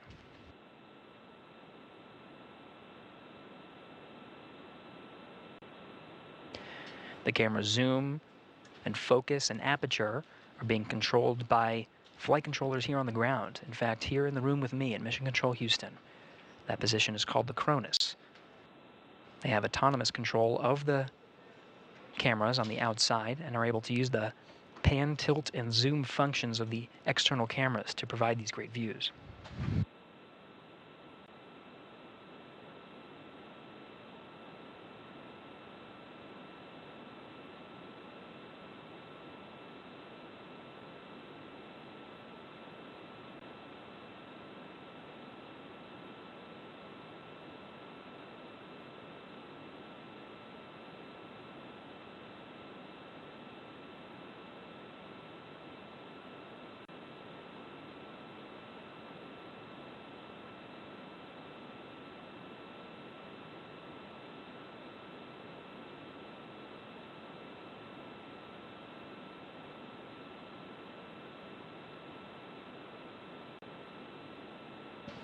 We're closing in on 4 p.m. Central Time, 2 p.m. over there in the Pacific Coast, continuing to track Dragon's approach to the International Space Station.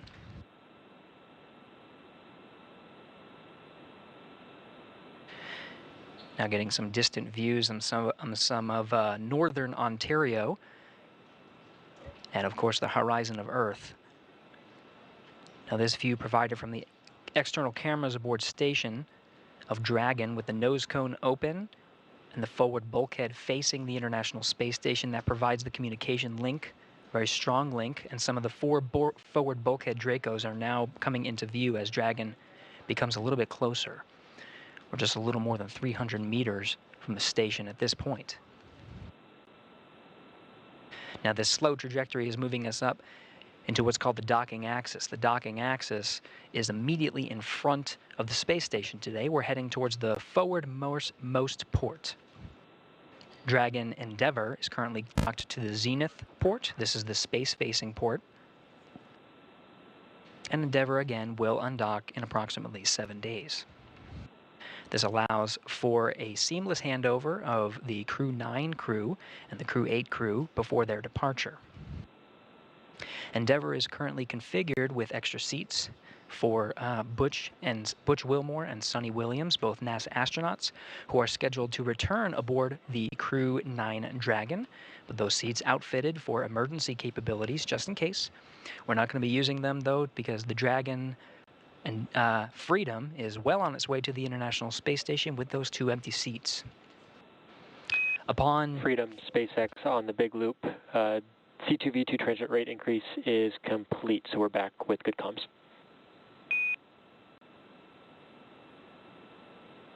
Copies. C2V2, again, that communications channel that is a link between the Dragon and the International Space Station. Back to a nominal config.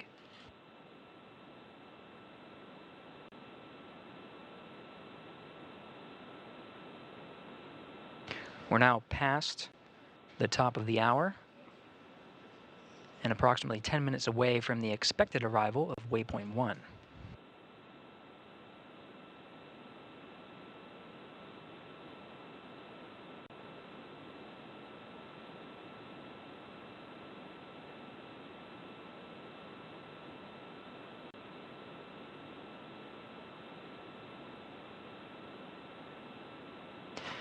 The views you're seeing from the International Space Station illuminating the capsule of Dragon Freedom there are covered by the setting sun and whereas we approach an orbital nighttime.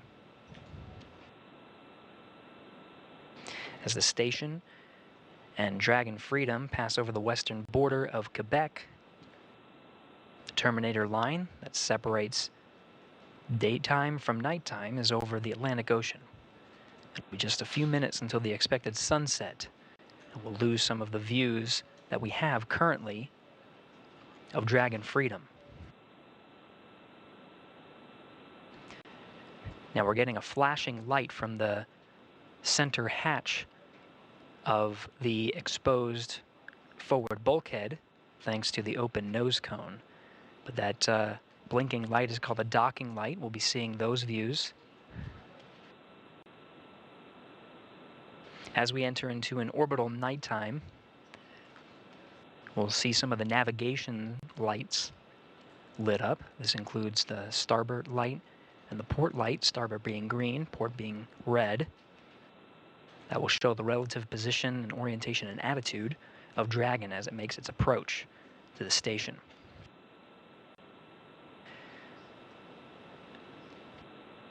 Now getting some camera views from inside Dragon Freedom, covered by some of the ground stations strategically positioned around the Earth.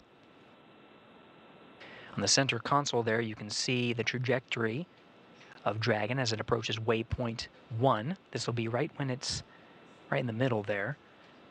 But the trajectory that you see that's curved is part of potential breakout maneuvers, which would be calculated at any point in Dragon's approach to the International Space Station to ensure the safety of the crew.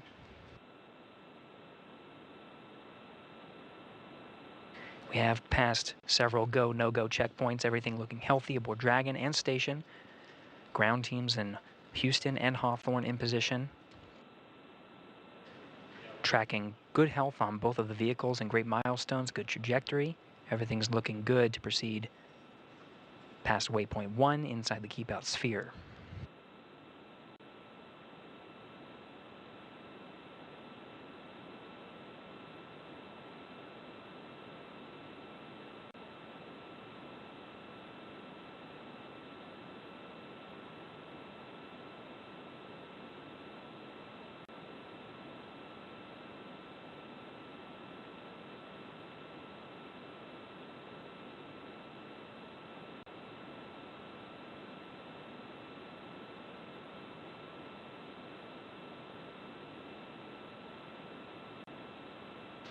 In the view on your right, we're starting to come up on a view of the International Space Station from the docking axis. Not quite there yet. We're expected to be there in about 6.5 minutes. So we're right immediately in front of the International Space Station. From there, we'll make our slow and methodical push in towards the docking axis through several waypoints. Waypoint 1 being, of course, meeting at the docking axis immediately in front. Waypoint 2 being inside the keep-out sphere. Commander Nick Hague in the view from inside the capsule on the left from your screen, Mission Specialist Aleksandr Gorbunov on the right. Following along on Dragon's approach to waypoint 1 immediately in front. The sun ahead of an orbital sunset, illuminating the station's solar arrays. 8 sets of the legacy arrays in view.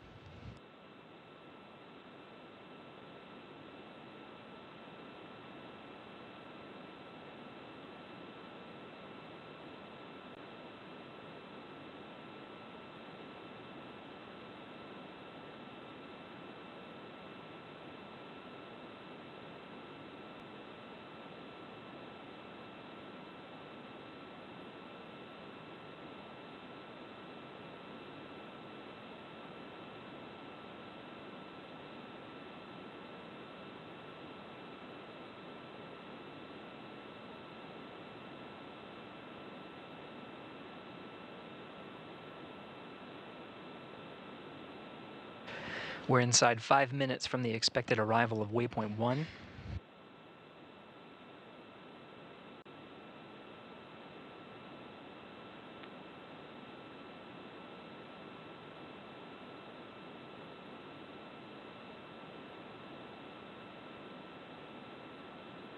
The arrival of Dragon to waypoint 1 should coincide almost exactly with the expected time of an orbital sunset, where we will lose the illumination of the outside of Dragon from the sun. If this is the case, right when we hear the call up on the big loop that we have passed waypoint 1 and have begun what's called approach 1, this is the burn that actually allows Dragon to start moving inside the docking axis towards the keep-out sphere, we might lose some of the illumination of the spacecraft, in which case you'll see some of the navigation lights, the green and the red lights.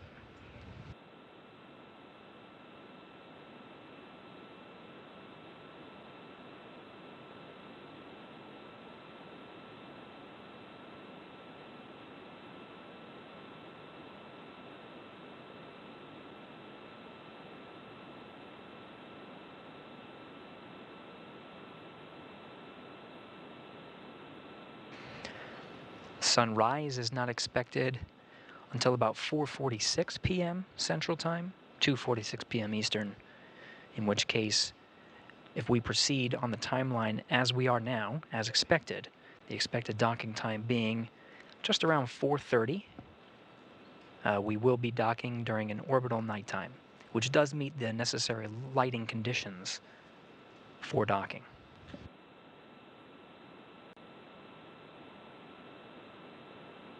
Waypoint 1 arrival in just a little more than 2.5 minutes.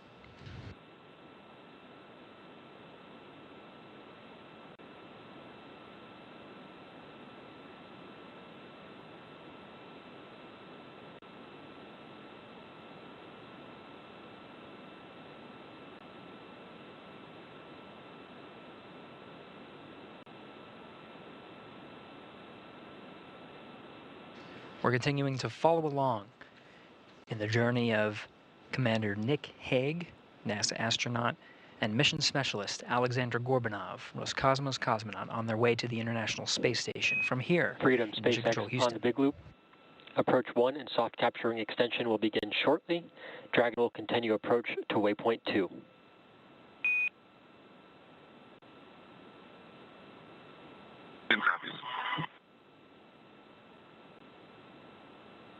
That call from the ground confirms that all teams are go to proceed past waypoint 1. There will be no stopping at the waypoint 1.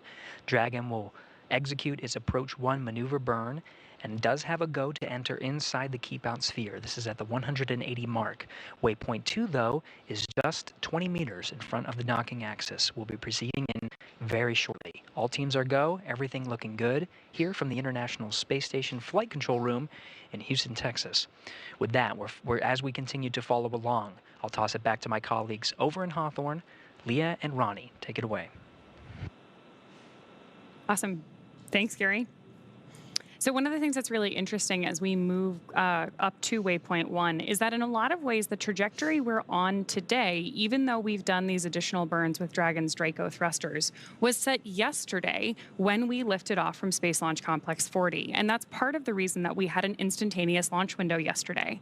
A lot of that is driven by this rendezvous point between Dragon and the International Space Station in orbit, so that we can perform all of these maneuvers moving from waypoint 1 to waypoint 2, coming up here shortly, exactly on time and through this careful, very methodical approach between all of the teams currently participating. Here at SpaceX Hawthorne, obviously our crew on board Dragon, the International Space Station, and Mission Control in Houston. We are still expecting initial contact between Dragon and the International Space Station at about 2:30 p.m. Pacific time or 5:30 p.m. Eastern time. And before reaching waypoint 1, which again is coming up here very shortly, mission operators conducted a go, no-go poll, which we just heard, to allow Dragon to begin its approach to waypoint 2. That's, of course, located inside of the keep-out sphere, about 20 meters away from the space station. Yeah, so again, like you just said, Ronnie is standing by to arrive at waypoint 1. However, we did hear the call that we will not be stopping at waypoint 1 today. There's always the option there if we wanted to stop at waypoint 1, and that brings us up and in front of the International Space Station, puts us on the docking axis, meaning we are right in front of Node 2, which is our docking port today, also known as Harmony. We actually had a really cool view earlier when we had that shot from Dragon where you could see Crew 8's Dragon at the zenith or space-facing port of Harmony. So hopefully, as we get closer, we get that view back. But once we get to waypoint 1, like you mentioned, we will start moving into waypoint 2. And if you look on the left of your screen, you can see Dragon changing color just a little bit. That was an orbital, let's see, sunrise? That was the delayed view of an orbital sunset. So they are now in an orbital nighttime, flying about 260 statute miles over the Atlantic Ocean. They'll be crossing over Africa soon. And if you see all those little colorful dots on your screen, not the ones on Dragon, but all of those other little specks, that is due to radiation hits on the camera. So those are not colorful stars in the background. I wish they were. That'd be very cool. But that is actually just a little bit of damage to the camera itself from being in the space environment. Of course, the colorful dots on board Dragon are actually a pullover from the aviation industry being used to indicate the port and starboard sides of Dragon itself.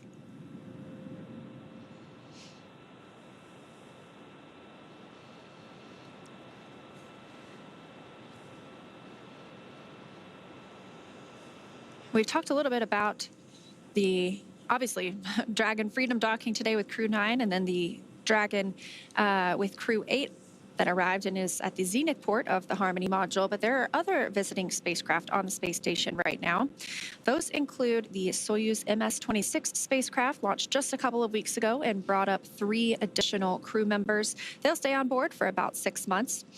We also have 2 Progress resupply spacecraft. Those are also from Roscosmos, Progress 88 and 89.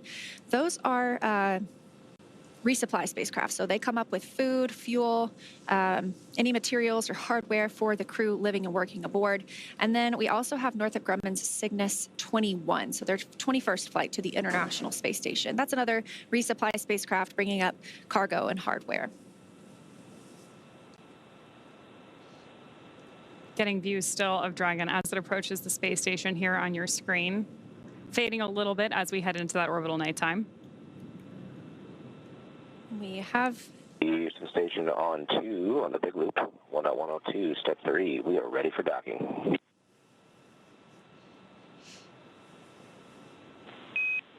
Houston copies, and at waypoint 2, Dragon will hold for approximately 5 minutes. Station copies. In correction on previous call, we're in step 3, not step 2. Houston copies.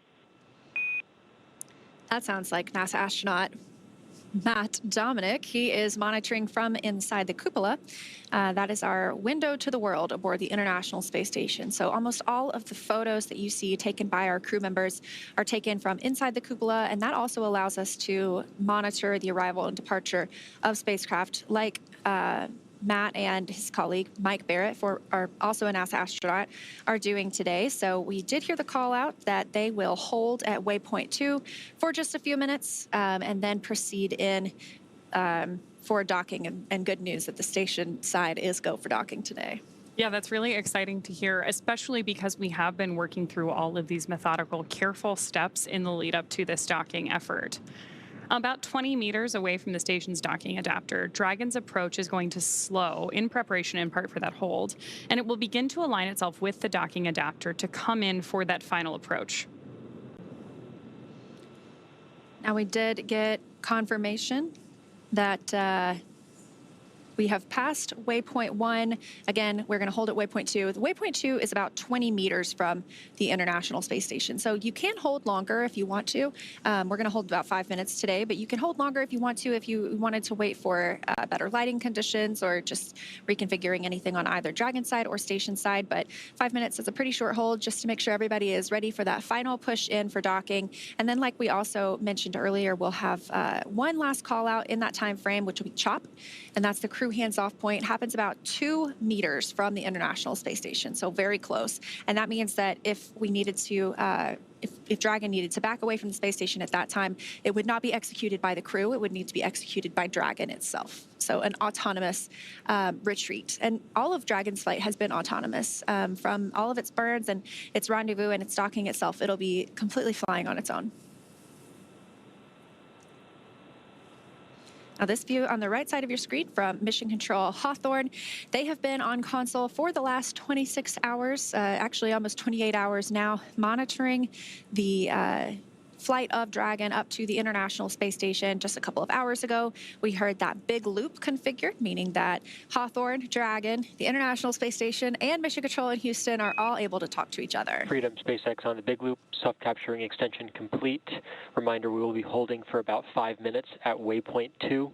If you'd like, you can keep your visors up until we are getting ready to command into approach 2 out of that hold.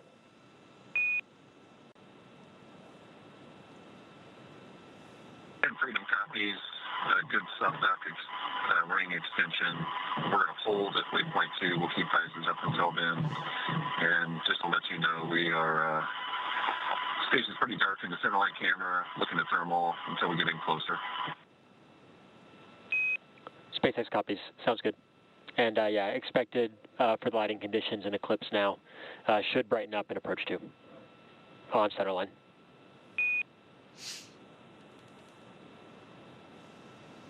Same copies.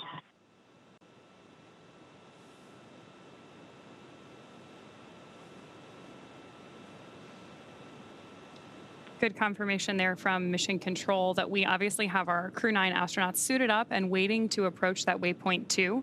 We also heard the call out from Mission Control there that the astronauts are welcome to leave their visors up. One of the things that's pretty cool about the IVA suits is that they are fully integrated and tailored to the astronaut who is wearing them.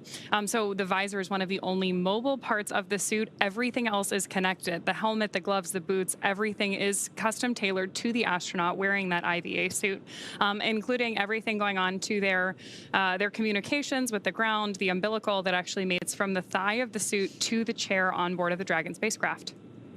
We did also hear that the soft capture ring is deployed. So there are sort of 2 phases to docking. There's soft capture. That's our initial contact for Dragon and the International Space Station. And then that ring will retract once we make that contact, and we'll start getting hard capture. That's when we get into those locks or those latches and hooks driving to provide a firm, secure connection from Dragon and the International Space Station. We'll also see some umbilical checks and connections as well, too. And we are standing by as well for a go-no-go poll in Mission Control Houston. We may not hear it here, but we will have a go-no-go poll from Mission Control Houston in just a couple of minutes for the docking. But it's good news all around so far. Heard that the astronauts aboard the International Space Station are ready for docking themselves. So we're standing by for waypoint 2 coming up next. We may dock a little bit early today. We were targeting around 2:30 Pacific. That could happen about 2:26 p.m. Pacific time. So early is good. Early is good. That's great. One of the other things we're hearing as we hear chatter back and forth between mission control are these beeps as comms begin, both outbound and inbound. Those actually date back all the way to the early days of human spaceflight and are known as Quindar tones. They used to effectively be radio signals that we had comms coming in and out. They're a holdover these days. They're not strictly necessary, but because they are part of the history of human spaceflight and a really convenient way for us to manage these communications back and forth between mission control and the astronauts, you can hear them on all of our crew launches on board Dragon, and obviously keeping us in touch not only with Dragon and Mission Control here in Hawthorne, but also the International Space Station and Mission Control Houston. It also helps us know when that comms is coming here as communicators, because those are the most important comms of the day. Anything we say is much secondary. It takes a backseat to anything that you could hear from the crew members in orbit or the team members here on the ground really leading the operations. So we like to listen for those, and we are quick to be quiet as soon as we hear that there might be some crew comms incoming. It also just sounds like space to me. I think it's the history of everything, and having seen it on all of the crew flights from Demo 2 to Crew-9 on board Dragon, that sounds like we have space coming in. I'm so always eager to hear what the crew or Mission Control has to say. It looks like we're about 90 seconds away from waypoint 2. Again, that's about 20 meters away from the space station. We are already on the docking axis, so we are right aligned with the Node 2 forward port, that Harmony forward port that Dragon will be calling home today. And because of that, we are getting these views of Dragon with space in the background on that docking axis instead of the Earth behind it. So if you are just joining us, we don't have a super clear view right now, but the lights that you're seeing are Dragon on board your screen as it approaches the International Space Station. Again, if just in case you're just joining us, we are tracking initial contact between Dragon and our Crew-9 astronauts at about 2:26 p.m. Pacific time. That'll begin with that obviously soft capture followed by a hard capture. During the hard capture maneuver, Dragon will actually extend 12 hooks into the International Docking Adapter to make sure that we have really tight contact between Dragon and the space station before we begin pressurizing the vestibule between the two vehicles.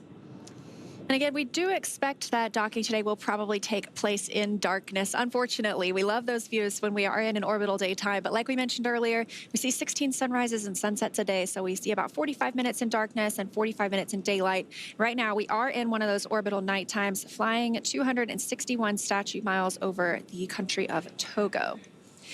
So we are standing by again for waypoint 2 arrival. We expect to pause, and it looks like we could see a couple of thruster firings as we get ready to execute that 5-minute hold at waypoint 2 before moving in for final approach and docking to the Node 2 forward port with Dragon and Crew-9. This is the second Dragon that's going to be mated to the International Space Station. Oh, we've got some good Draco pulses on your screen there right now. Again, this is the second Dragon that's going to be on board the ISS once we've got this docking complete today, because we do have the Crew-8 Dragon also currently mated to the International Space Station. Crew-8 and Crew-9 are going to do an active handover here, where the crews work together to transition current operations on board the station, any ongoing scientific research, and then Crew-8 will return home in about a week, depending on weather conditions, in the same capsule that they rode up on. So it's interesting because that capsule stays with the crew for the duration of their mission, which obviously means that we at SpaceX here are monitoring Dragon throughout the mission, from its initial launch, the entire time it's docked on station, through that splashdown for each crew. Did just get confirmation that we are holding at waypoint 2, so we may hear a call to the crew in just a moment confirming that as well. Again, expecting maybe a 5-minute hold, 20 meters right now away from the International Space Station. It is truly slow and steady, wins the race. With that 5-minute hold, we talked about maybe a 2:26 p.m. docking, a 2:30 p.m. docking. It's nebulous a little bit at this point. We just take the time that we need at this hold, and so we may be back a little bit closer to the 2:30 docking. But we will make sure to let you know exactly where the International Space Station and Dragon are flying and the time of docking as soon as that happens. So this is the final hold in the mission before we welcome Dragon and Crew-9 to the station itself. This really is a dynamic phase of flight, too. Part of the reason that we're monitoring these things and listening in on mission control is that we have a lot of teams working together to assess the situation as it unfolds. So the good news is that we've had a really smooth flight so far for our Crew-9 astronauts who did lift off yesterday from Space Launch Complex 40 at Cape Canaveral Space Force Station in Florida. They spent about 28 hours on their way to the International Space Station. And as Leah mentioned, we are holding here at waypoint 2, just about 20 meters away from the space station, awaiting that final approach and docking.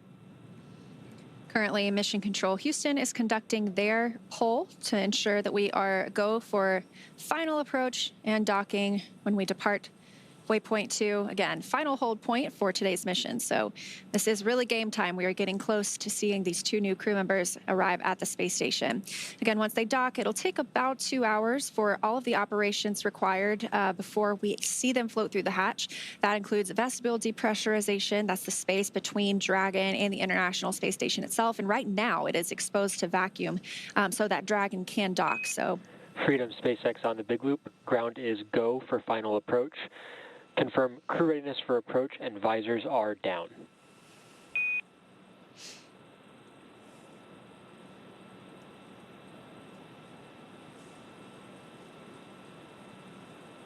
And SpaceX Freedom, visors down. We are go for docking. SpaceX copies.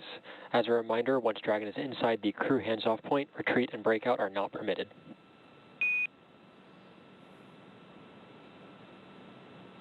Copies.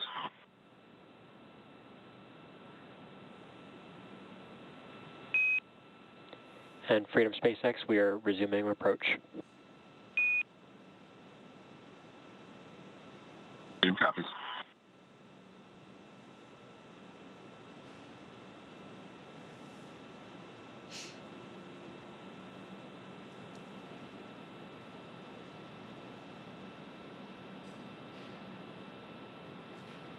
Awesome news there from Mission Control, and of course hearing our Crew-9 astronauts on board Dragon that we are go for docking. If you're watching closely, you're also seeing some great pulses from those Draco thrusters on board as Dragon approaches the ISS for that final docking maneuver. again, that was the final hold, and we heard the communications that we are go for docking and have resumed that approach. So we will not hold again. And they discussed CHOP, which we mentioned earlier, the crew hands-off point. That's within 2 meters from the International Space Station. Station Houston on the big loop. Dragon is on final approach and is go for docking. Monitor per steps 5 and 6 in 1.102. Dragon approach and retreat monitoring. Station copy, step 5 and 6.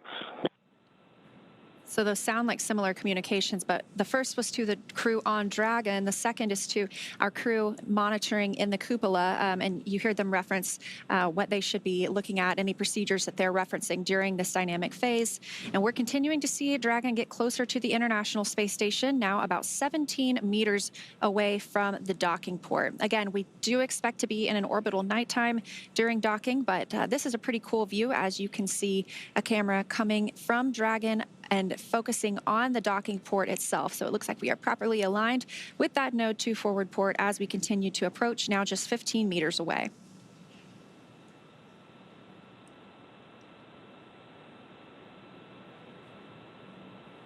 Seeing good real-time readouts on your screen there. Just in the upper right-hand corner, you can see our LiDAR geometry indicating how close we are to the International Space Station.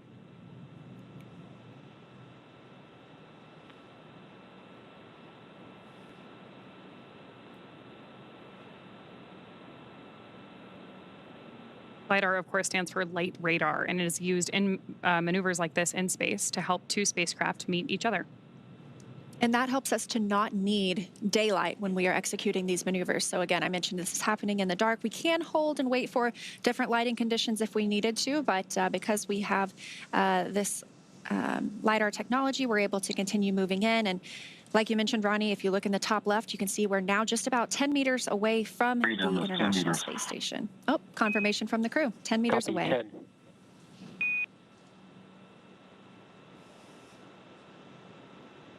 Of course, now we're also within that crew hands-off point, in large part because the autonomous systems on board Dragon, which we're getting kind of a representation of on your screen right now, are completing this final docking maneuver.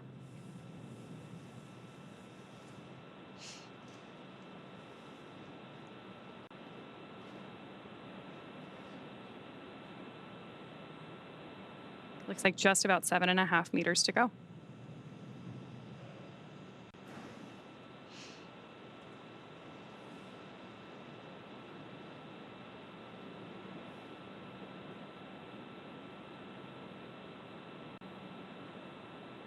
Again, first, we will be holding for soft capture. When that soft capture ring makes contact with the space station, that will then retract and begin hard capture. But docking for us is called at the time of soft capture. 5 meters.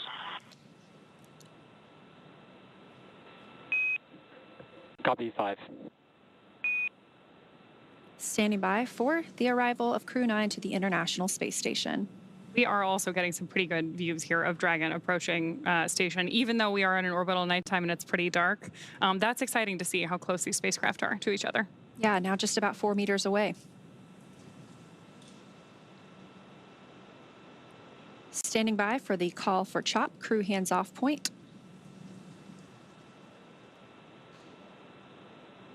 Hit them 2 meters, hands off.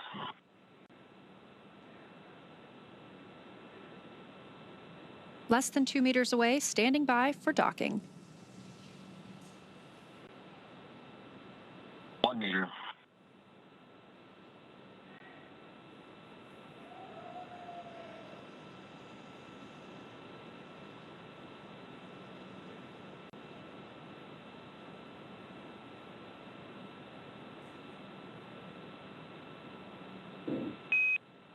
Freedom, SpaceX on the big loop, soft capture confirmed.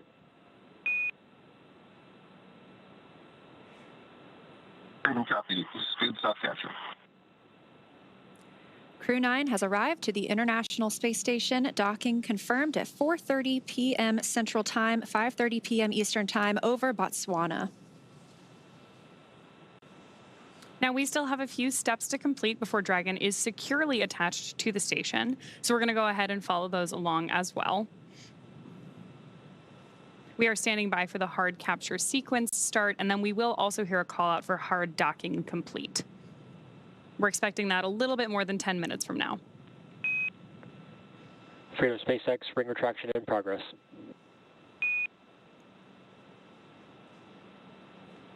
Freedom copies. Retraction in progress.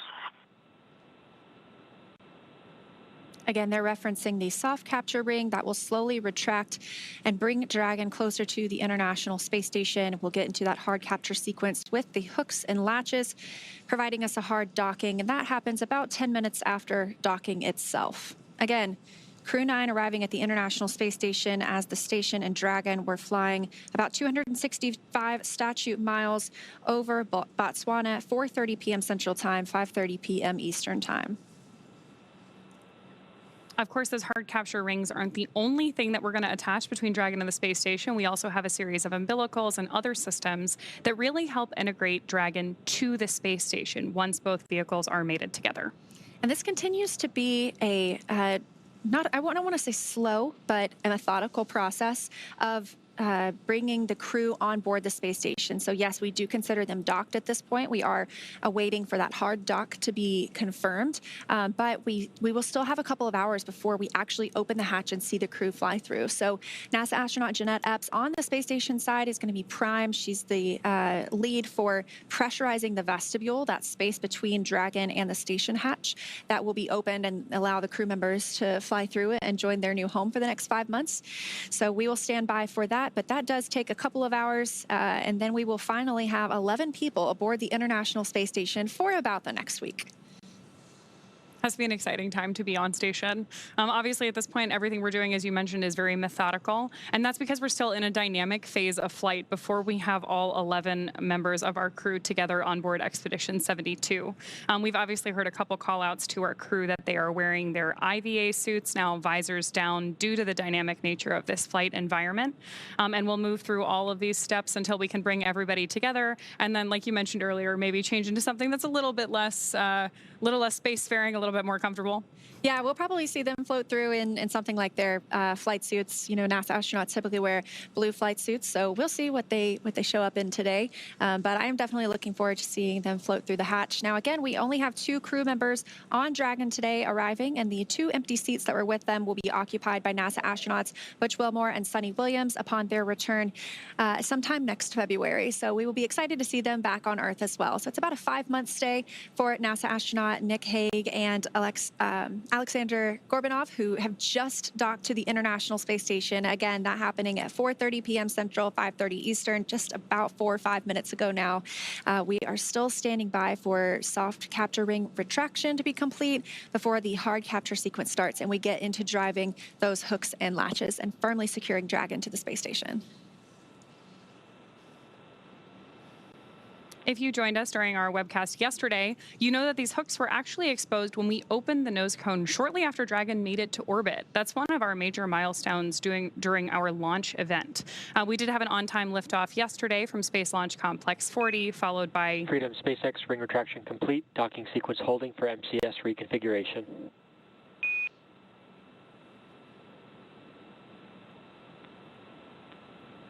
Copy, holding for MCS reconfig.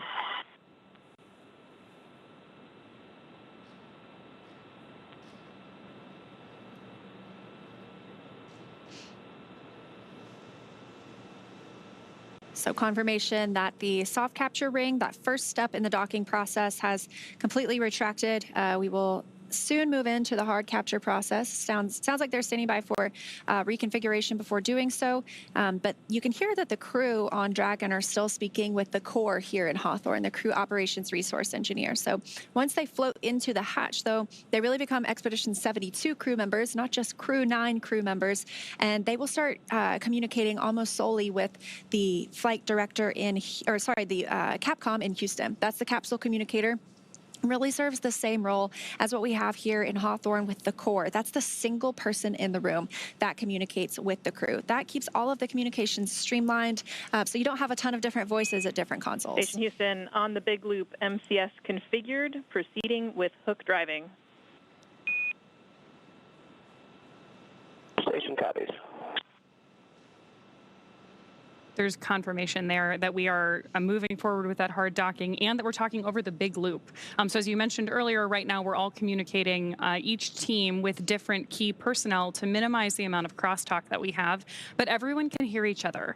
The big loop does include mission control here in SpaceX, mission control Houston, the Dragon spacecraft, and the International Space Station. And I can see that we do have those hooks starting to drive. There are 2 sets of 6, so we'll have 1 set of 6 that will listen to hear is complete before they start driving the second set, and that really secures that Crew-9 has arrived at the space station. And we're getting good views of Crew-9 on your screen right now. Looking over their shoulders at their displays, obviously giving them information about their status as we continue to perform this hard capture sequence with the International Space Station. And they're able to monitor the entire flight all the way from launch yesterday, 10:17 a.m. Pacific, 1:17 p.m. Eastern, all the way through the docking process right now by watching those screens that you could see. It's 3 monitoring screens, or 3... It is 3 monitoring screens. Display screens, yeah, there you go. And so they have the opportunity to continue monitoring there. However, they do also have the ability to take over and manually command the spacecraft if they needed to. But we didn't see that on this flight. It was a pretty smooth ride uphill for Dragon all the way to docking at the space station. Again, about 7 minutes ago now. We are continuing to watch the hooks drive and secure us to the International Space Station. Looks like we should have just about 5 minutes until we have confirmation of that hard docking completion. Currently expecting that at about 2:43 p.m. Pacific time.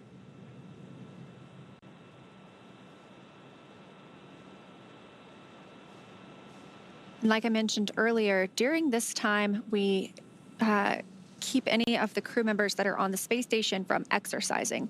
So any exercise that happens in space can impart loads on the spacecraft itself. So those might be very small, but this is a pretty specific sequence. We want to make sure all those hooks and latches go in the right place. And so they have to hold off from exercising for the time being. Crew members on the space station exercise for about 2 hours every day. That helps keep their bones and muscles strong. That way, when they get back to Earth, they can recover much faster and are able to walk almost immediately.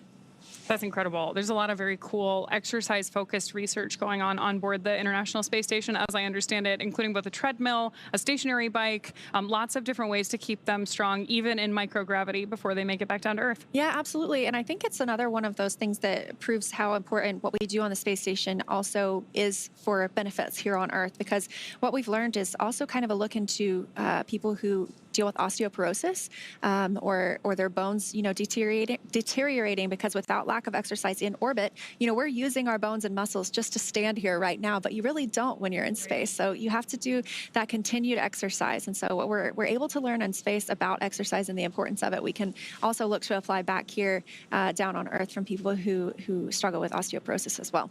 There's a huge amount of crosstalk, actually, between microgravity research that's done both on board Dragon, whether it's through one of our NASA missions or our commercial missions, and the International Space Station, all that benefit life here on Earth, whether that's things like focused on bone health or even very specific disease pathways. It's interesting to give us that opportunity to look at different types of research that we can do for whether it's biological or nutrition. We talked a little bit earlier today about the number of plant experiments that are currently ongoing on board the ISS, all studying how we can deliver different amounts of nutrition to our astronauts on those future long-duration exploration missions. And of course, then there are parallels for that on Earth as well. It's been 10 minutes since our docking today, and I see the first set of 6 hooks are now fully driven into the International Space Station, and the second set is now driving. So we are in the process of hard docking. Again, that takes about 10 minutes after docking, so we anticipate seeing that complete soon. But we did dock today, really right on the target time, 2:30 p.m. Pacific time, 5:30 p.m. Eastern time. That's really incredible, too, because even though we mentioned it earlier, it bears repeating. We hit that 2:30 p.m. today because we had an on-time liftoff yesterday during an instantaneous launch window. This entire approach to the International Space Station is carefully... SpaceX hard capture complete. Oh, confirmation of hard capture. That's great. Standing by for umbilicals as well. Copy, hard capture complete. Welcome aboard, Freedom. Of course, now that Dragon has completed the docking sequence, the spacecraft needs to undergo a handful of checks, including hooking up that umbilical. I know you've been waiting a while.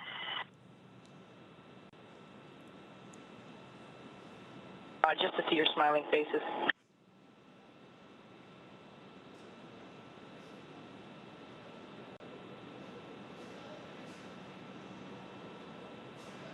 Once we get those checks complete, we'll obviously be able to get those crew members united on either side of Dragon and the ISS right now. But the crew on board Dragon now gets a chance to get out of their spacesuits before moving into hatch operations.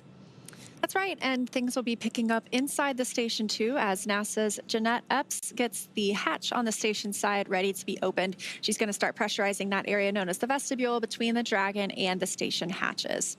So we are standing by for confirmation of umbilical hard mate to the International Space Station, but we did hear both of those sets of hooks drove, and we are officially hard docked. So we are just standing by for umbilical. Station on the big loop. We are standing down from Crew Dragon approach monitoring. Houston copies. And deconfigured work.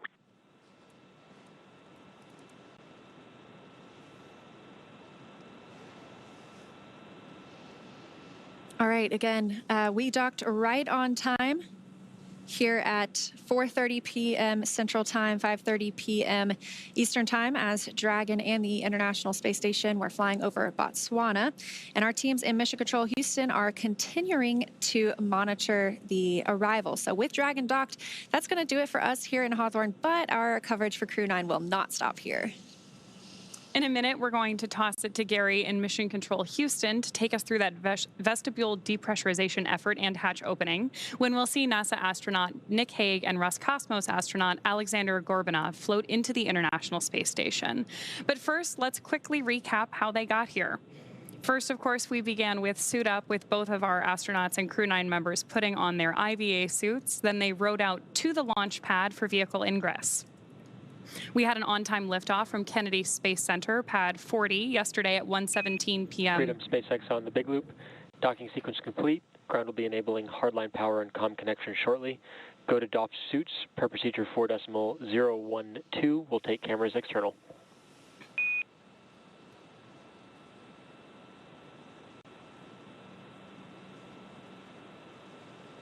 SpaceX Freedom copies. A little bit broken there, but you're putting in hardline comm.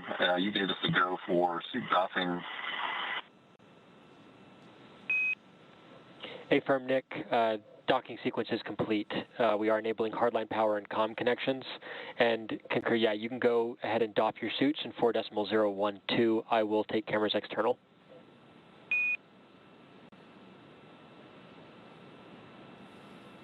Okay, copy that. We're starting to doff our suits, and you'll go external. Thanks.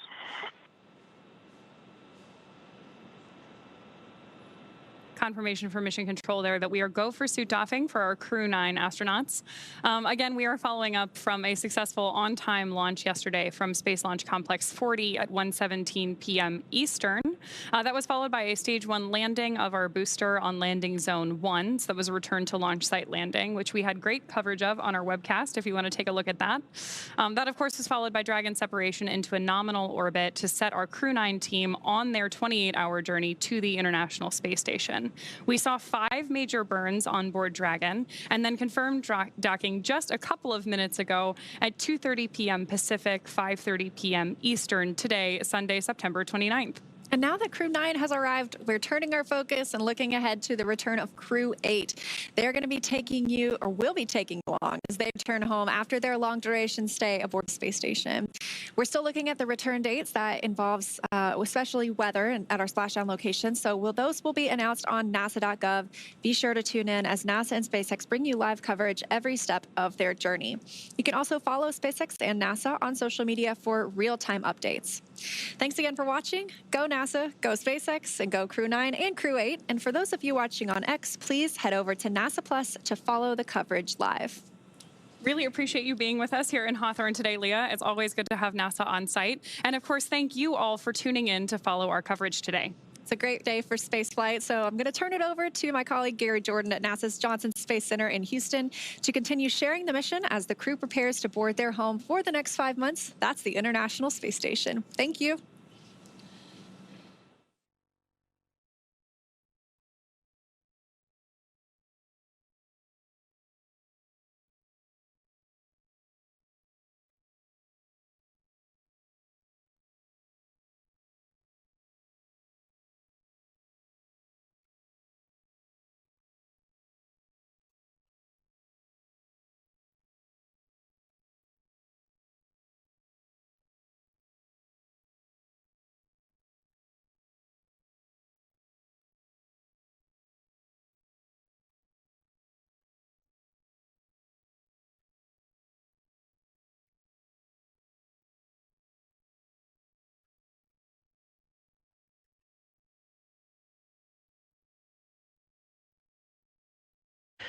This is Mission Control Houston.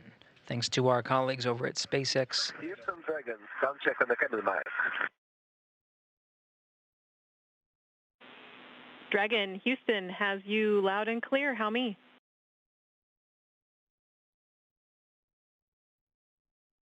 I got it loud and clear, sir.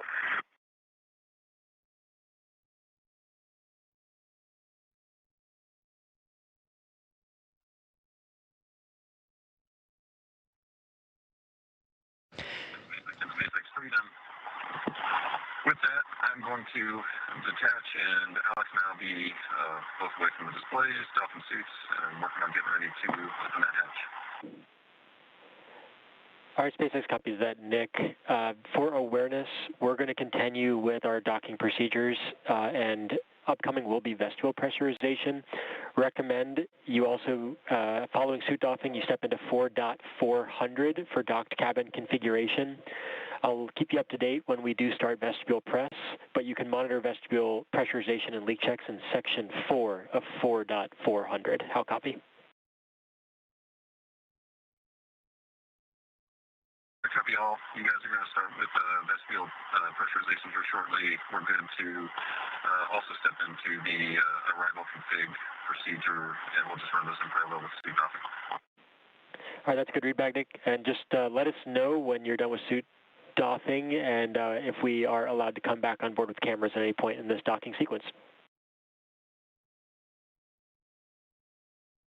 Yep, will do. Thank you.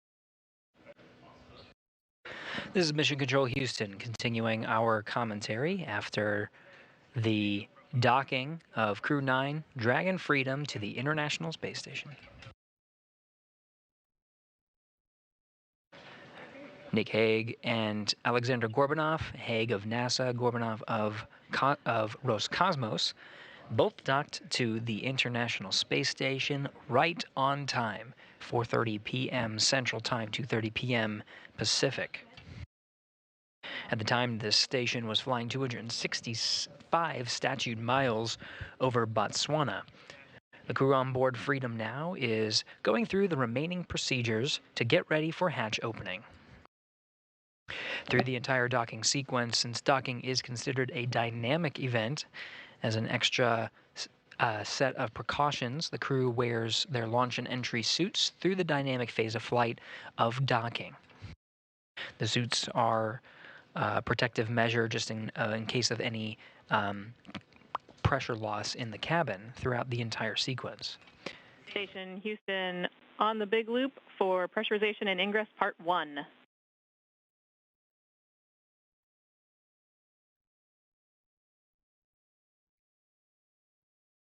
Going on 2. Jeanette, you and Mike are go in step 1.1 of 2.102. Before you begin, we would ask that you please power on the Node 2 Camera 1. Copy and work.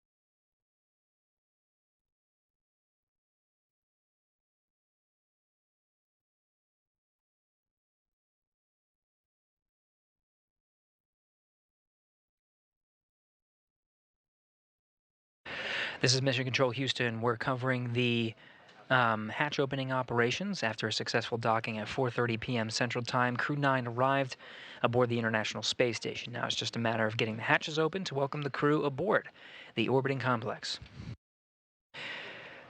Sequence of events happening on both ends of the hatches. On the Dragon Freedom side, NASA astronaut Nick Hague and Roscosmos cosmonaut Aleksandr Gorbunov are going through a series of sequences and steps to doff or take off their suits they used and wore as a protective measure through this dynamic phase of flight of docking. After taking off their suits, they'll also undergo a number of steps led by the core over in the Hawthorne Mission Control and SpaceX Mission Control in Hawthorne, California. The core there will be relaying steps up to the crew. We may hear those steps on the big loop. And those steps are closing out the cabin inside Dragon Freedom to prepare for the hatch opening sequence.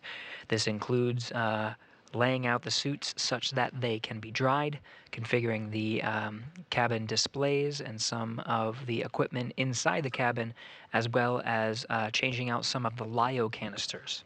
These canisters allow for the scrubbing of carbon dioxide inside the cabin of Dragon Freedom.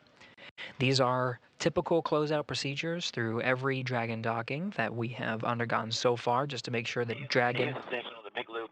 We see the DBDT 0.01 minus 0.01. The cabin press hasn't changed. Want to be sure that's close enough to zero to be zero.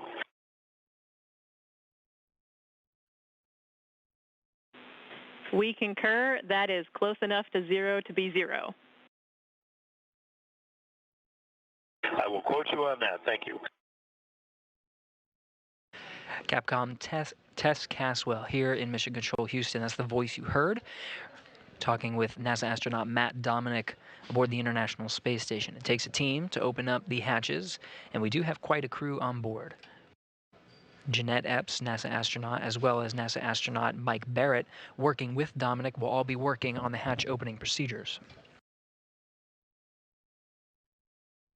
Butch Wilmore, ahead of our coverage today, did set up the rendezvous operations panel that allowed for telemetry to be received by the crew on board the International Space Station and monitor Dragon's approach to the station. Now moving past the monitoring operations after the docking sequence is complete, the crew is focused on hatch opening operations. Now these hatch opening operations can take some time. The docking port on the forward end of the International Space Station with the International Docking Adapter before Crew-9's arrival has been exposed to vacuum, including the sun and the sun shining directly on the docking interface, as well as shade and orbital nighttime.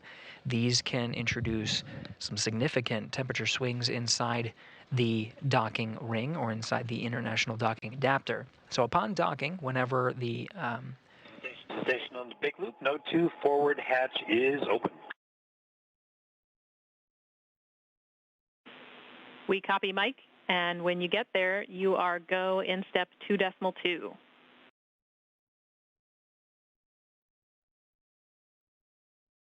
Up to go in 2.2. Through a visiting vehicle docking on the forward end of the station, there are multiple hatches on the International Space Station side that are closed as a protective measure. First is, of course, the A-Pass hatch.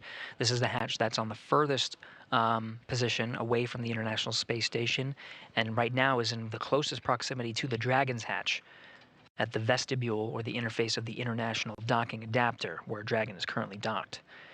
Now, a little bit inside the pressurized mating adapter, towards the modules of the International Space Station themselves, is another hatch. This is on the Node 2 forward end of the International Space Station. Node 2 hatch was closed as, again, a protective measure through the docking sequence.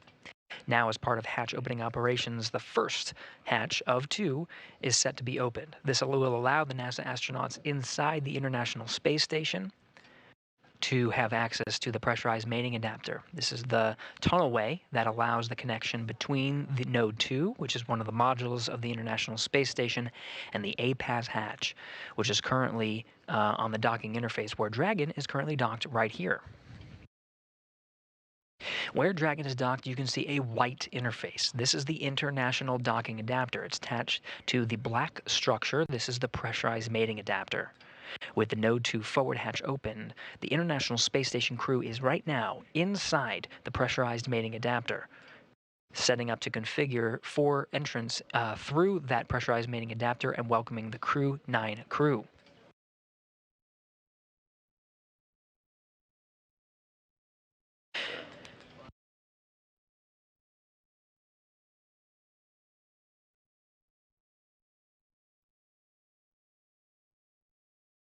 There's a couple of sequences that the International Space Station crew are undergoing right now.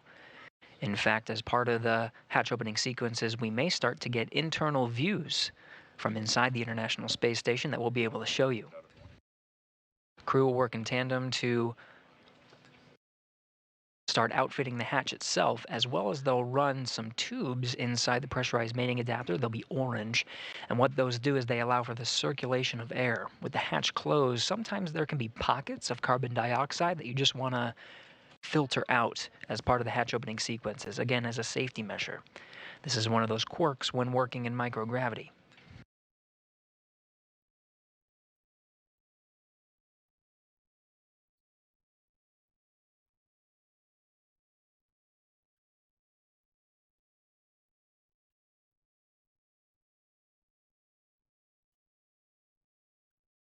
Now getting views from inside the International Space Station, you can see the crew now working together to open up the APAS hatch. The view you're looking at is from the Node 2 Harmony module, looking inside the pressurized mating adapter.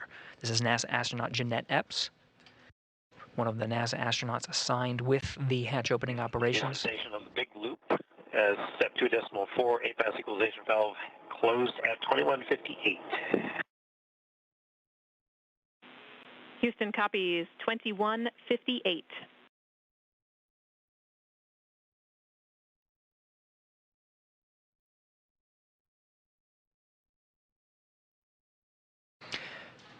The voice you heard from inside the International Space Station is appearing on screen now. NASA astronaut Matt Dominic relaying some of the steps as they work through the necessary procedures to open up the hatch.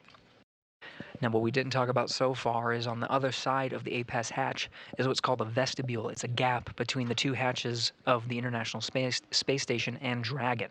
This is inside the interface of the International Docking Adapter. It's just a gap, but that gap right now is a vacuum, is at vacuum.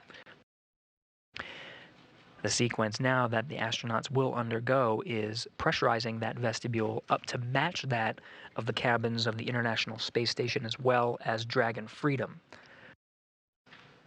The pressure inside each of those vehicles matches that of the pressure of Earth at sea level, 14.9 pounds per square inch. Appearing on the left side of your screen, another NASA astronaut, Butch Wilmore, who again, earlier today helped out with setting up the rendezvous and monitoring tools needed for Matt Dominic and Mike Barrett today to monitor Crew-9's approach and docking to the International Space Station.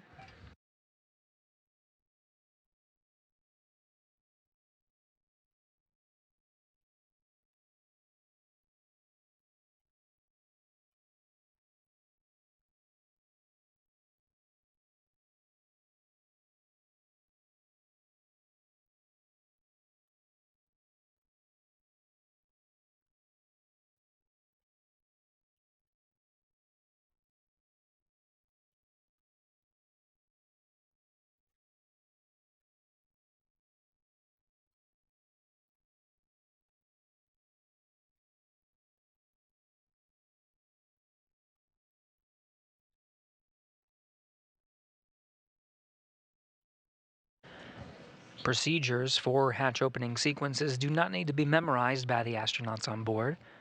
They do have reference material. NASA astronaut Jeanette Epps holding a tablet and referencing some of the step-by-step sequences that need to be followed to ensure a safe pressurization of the vestibule and the hatch opening sequence needed to welcome the Crew-9 astronaut and cosmonaut aboard the International Space Station.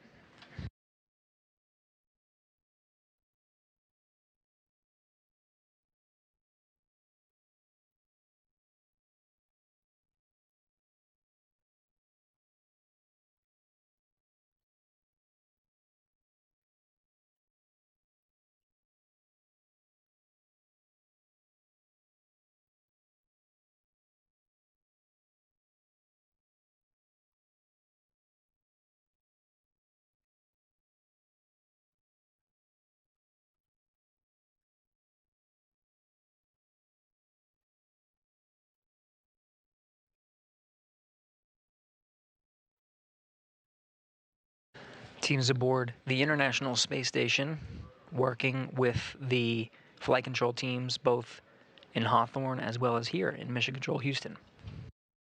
Through a docking sequence, the attitude control of the International Space Station itself is changed at various increments and spots through the docking sequence.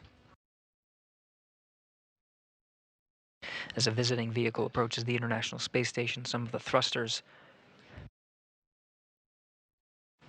and what are called desats, which allow the dampening of a control moment gyro to reset it once it reaches maximum rotation velocity, are disabled. And prior to a hard dock, the station is on control moment gyros only. The Attitude Determination Control Officer here in Mission Control Houston is reconfiguring the station's attitude control such that some of the attitude control assets are being re-enabled, including some of the desats and thrusters.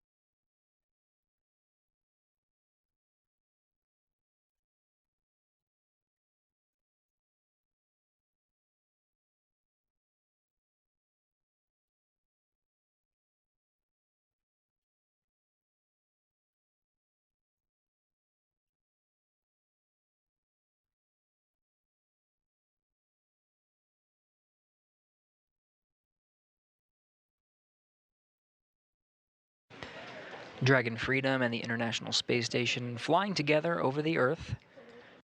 We're now over an orbital daytime. Station and Dragon are approximately 260 statute miles northeast off the coast of Australia, just over the Coral Sea.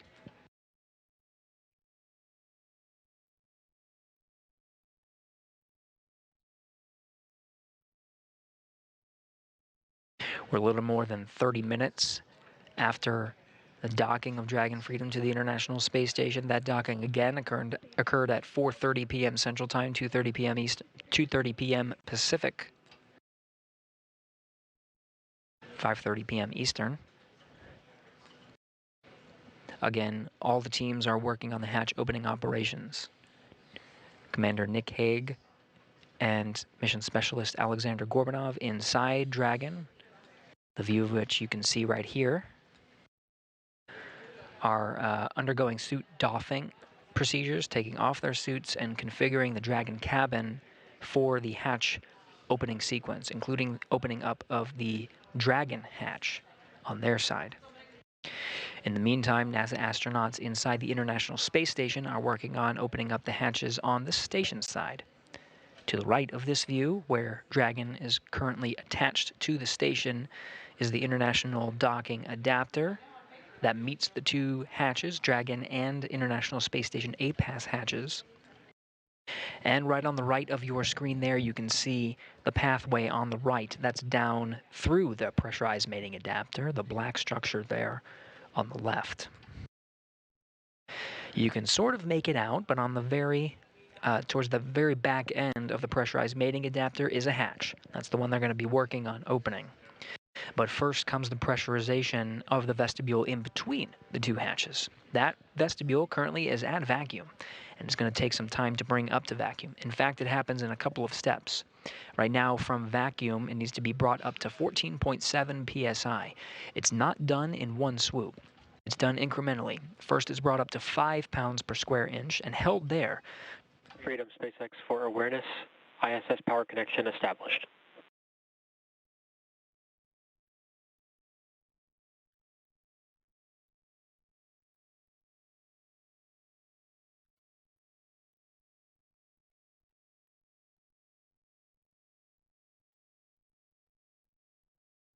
As part of the docking sequence, the very last step prior to the docking sequence being completed is the deployment of an umbilical from the Dragon to the International Space Station. That umbilical connects the Dragon to pull from the power and connect the data through a hard wire in between the International Space Station and the Dragon Freedom.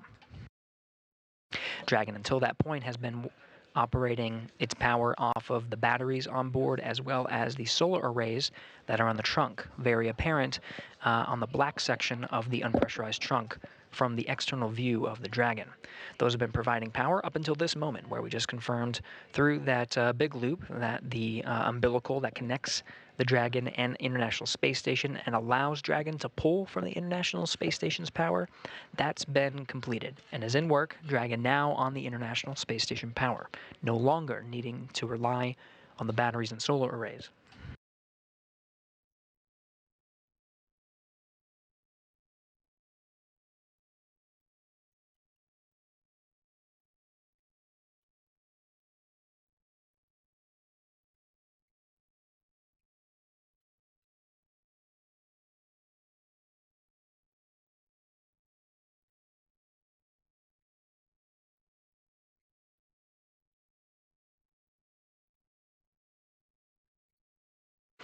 We're getting views, live views, from the International Space Station as it flies 257 statute miles over the Pacific Ocean. These views are cameras being set up and configured inside Node 2 by the NASA astronauts themselves to provide views from the station to us down here on the ground to monitor the operations. Of course, aside from opening up the hatches, will be a welcoming ceremony. We'll see the smiling faces of Nick Hague and Aleksandr Gorbunov enter into the International Space Station and be welcomed. Freedom for a status. Ready to copy.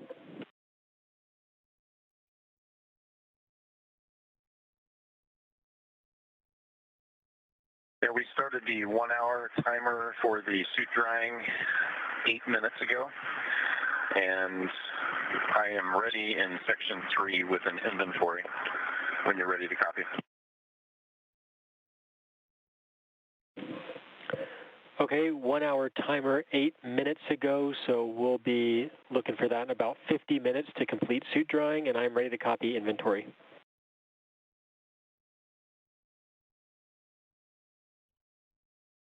Okay, for water, in bag 201, consumed 2 bottles. In 202, consumed all 5 bottles. In 204, consumed 5 bottles. All 5 bottles.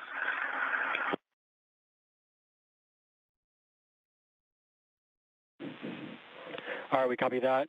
2 bottle from 201, all 5 from 202, all 5 from 204. That's a good readback, and that includes the flush bottle we're going to use here shortly. For food, we consumed everything in 303, 304, and 1 meal from 308. All right, SpaceX copies. The water includes flush bottle, and then all food 303, all food 304, 1 meal 308. That's a good readback. We're going to do the flush on the commode, and then I'll call down and let you guys come aboard. SpaceX copies.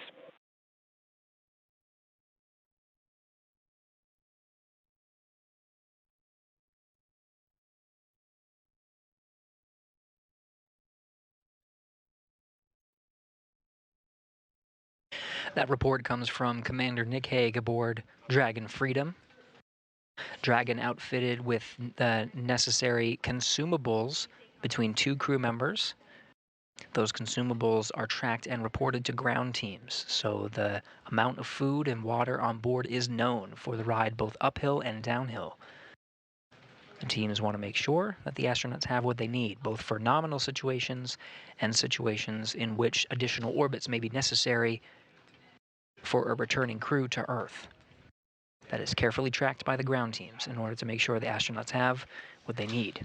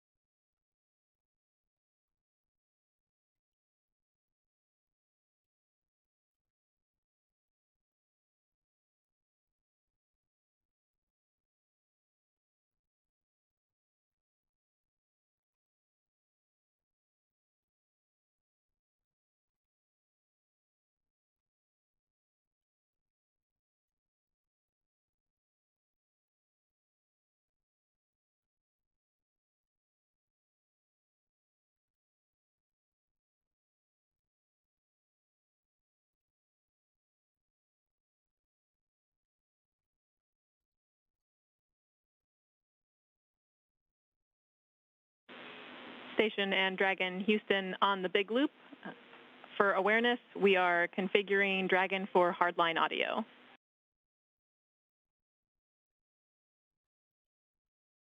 Okay, copy that. Freedom copies.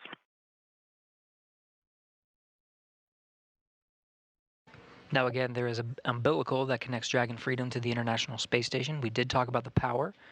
That power connection is confirmed. Dragon is pulling power from the International Space Station, no longer needing to rely on the solar arrays and batteries aboard. The umbilical also provides a data connection. The audio on board Dragon and aboard the International Space Station to this point has been configured separately through a big loop configuration and a wireless configuration that is the common communication for visiting vehicles that was used between the 2 spacecraft. Teams are now working to use the hardline data path that's enabled by the umbilical connecting Dragon to the International Space Station. Comm checks on the hardline may be coming after that hardline is established. In the meantime, we continue to wait. Hatch opening operations are a game of patience. The vestibule again has been exposed to vacuum and the extreme thermal conditions of space, while the sun shines on it and is in a vacuum condition. The pressurization cannot proceed forward until some of those thermal conditions, which can introduce fluctuations into a reading of a pressure as it is brought up to the pressure of the International Space Station, they can fluctuate and provide a false reading of a leak. To counteract this, the teams simply wait.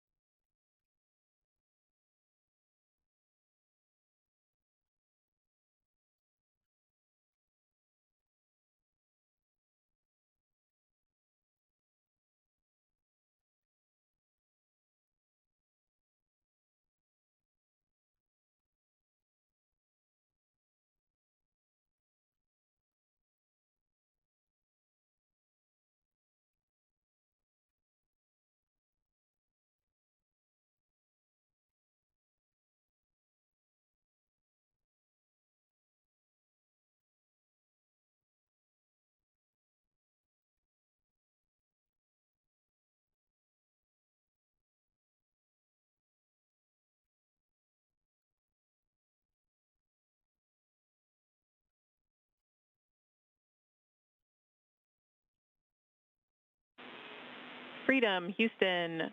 Voice check on hardline comm.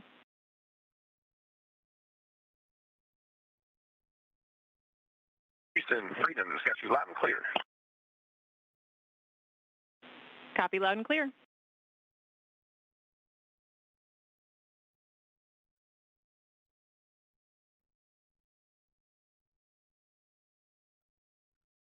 With that, the International Space Station Capcom Test Caswell has tested the hardline configuration enabled through that umbilical that connects Dragon Freedom to the International Space Station to the crew inside Freedom. Still on the big loop, although it's reconfigured for hardline communications, that's been successfully established. Station Houston on 2 for the leak check. Heads up, we're expecting about another 5 minutes. Okay, copy another 5.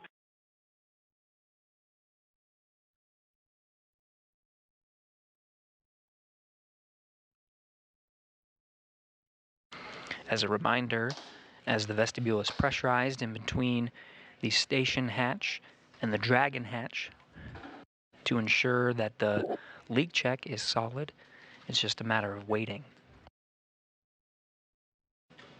The vestibule's exposure to vacuum prior to Dragon's arrival introduces thermal fluctuations that can give a false reading of a leak. So when the vestibule is being pressurized, simply waiting can allow some of those thermal fluctuations to dampen out and get a very good reading of whether or not there is a leak on board. This is standard procedure with every docking to the International Space Station, of course, to this forward port.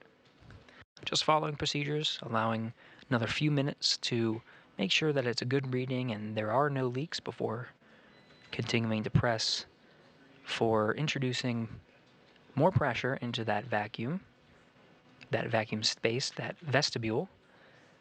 Again, the target pressure that we're going for here is to match that of the International Space Station and Dragon cabins, 14.7 psi, pounds per square inch.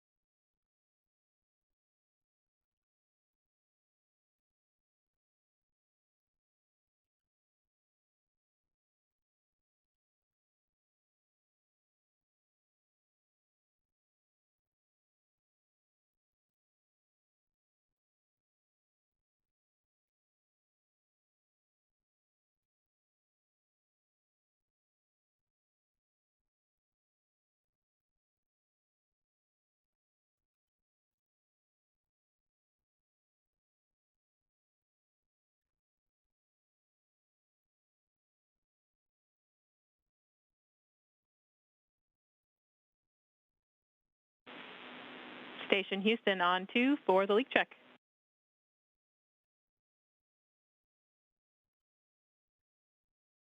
Yeah, two. We have a good leak check. You are go to step into step 3.1 of 2.102. Copy 3.1 of 2.102 inward.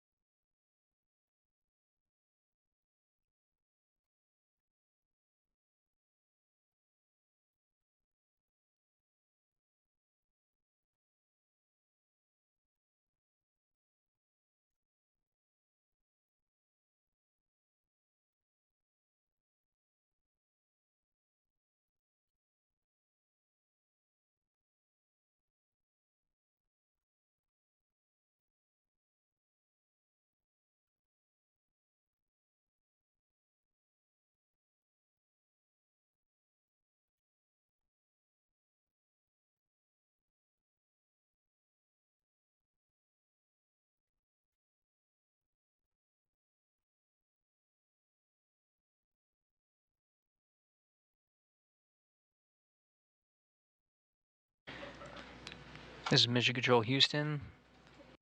Teams on the ground confirmed that they are happy with the leak check. The vestibule seems to look good. No leaks in between the two hatches.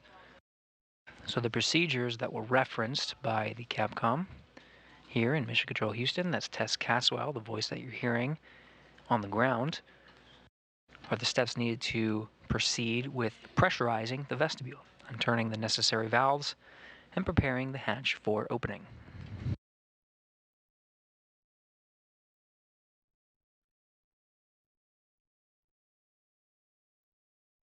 Houston Station on 2, if you're happy with our DPDT, which we're showing 0.02, we'll proceed on your go.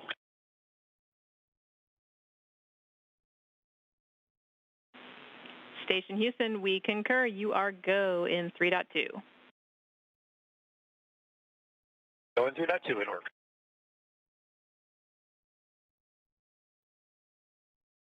NASA astronaut Matt and Dominic providing a read of what they're seeing inside the station of the pressure inside the vestibule. It's supposed to be pretty close to zero. International Space Station Flight Controller is pretty happy with the readout, so they're saying go to proceed. Again, this will be an incremental process to pressurize the vestibule in between Dragon and station. And SpaceX Freedom in 4.400, we're complete through Section 5, standing by Section 6. And you can come aboard. All right, SpaceX copies that Freedom. Complete through Section 5, standing by in Section 6, 4.400. Brings cameras on board.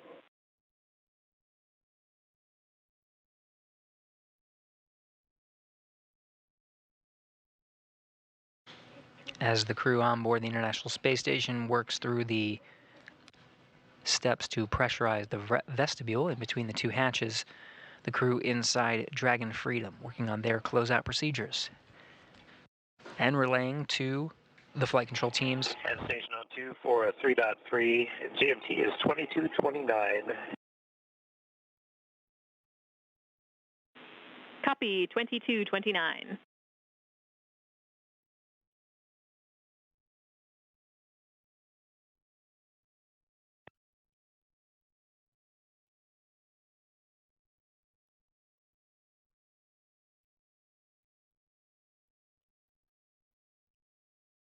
Right now we're in a expected handover period in between our coverage on the tracking and data relay satellites that provide video and audio communication from the station. We're expected to regain space-to-ground audio communication shortly, video from station shortly after that. It's the teams here in Mission Control Houston that are walking the astronauts aboard the International Space Station through the steps of opening up the hatch and, of course, pressurizing the vestibule. The team here is led by Argo Flight, that is Marcos Flores, the flight director for this shift of Crew-9's docking and welcome into the International Space Station. You can see there at the bottom of your screen, flight director leading the teams here in Mission Control Houston. Tess Caswell, to his right, is the voice from Mission Control. That position is called Capcom and relays the steps and communicates with the crew aboard the International Space Station and will be the sole voice from here in Mission Control Houston, communicating with the crew aboard. Now back with video from the International Space Station, continuing our coverage of the hatch opening sequence.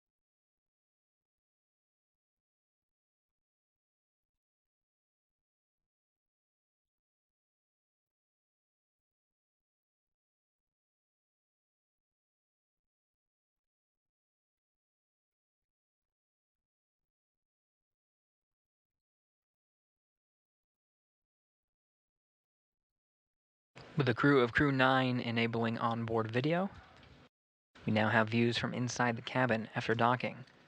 This is inside Dragon Freedom Live right now. NASA astronaut Nick Hague at the top of the screen.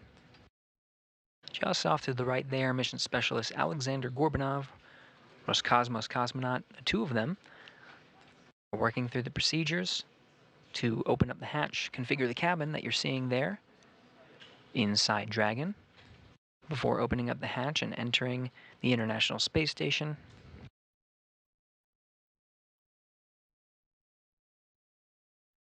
You see the suits that they wore for launch as well as docking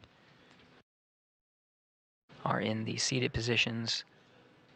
Right now they're in a configuration such that they can be dried in between use. Aside from the next dynamic operation, which will be undocking for the Crew-9 crew, they may perform a series of tests with the suits, but otherwise their mission now will be converted from Crew-9, the transit from Earth to the International Space Station, to join the mission of Expedition 72, which is continued science, research, and discovery aboard the International Space Station.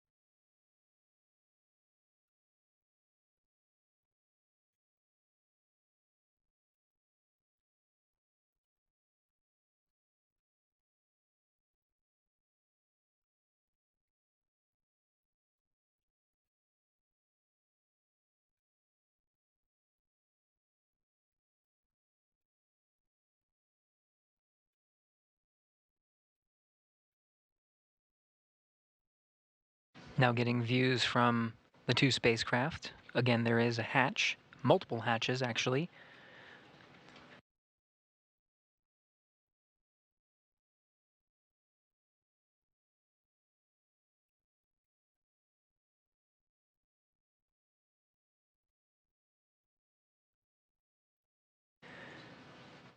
We are seeing that the A-Pass hatch is open on the International Space Station side. The vestibule in between the two spacecraft have been pressurized to meet that of sea level on the ground. The position where Hague and Gorbunov currently are very close to the Dragon hatch. Now with the A-Pass hatch opened, some of the flashes you were seeing from inside the pressurized mating adapter were cameras and the flashes of the cameras to inspect the hatch, make sure there's no foreign object debris, just a safety measure and precaution to make sure that nothing is in the way. That will be documented and relayed to the ground for inspection, make sure everything's good. Some of the many steps of these hatch opening procedures that we've been referencing.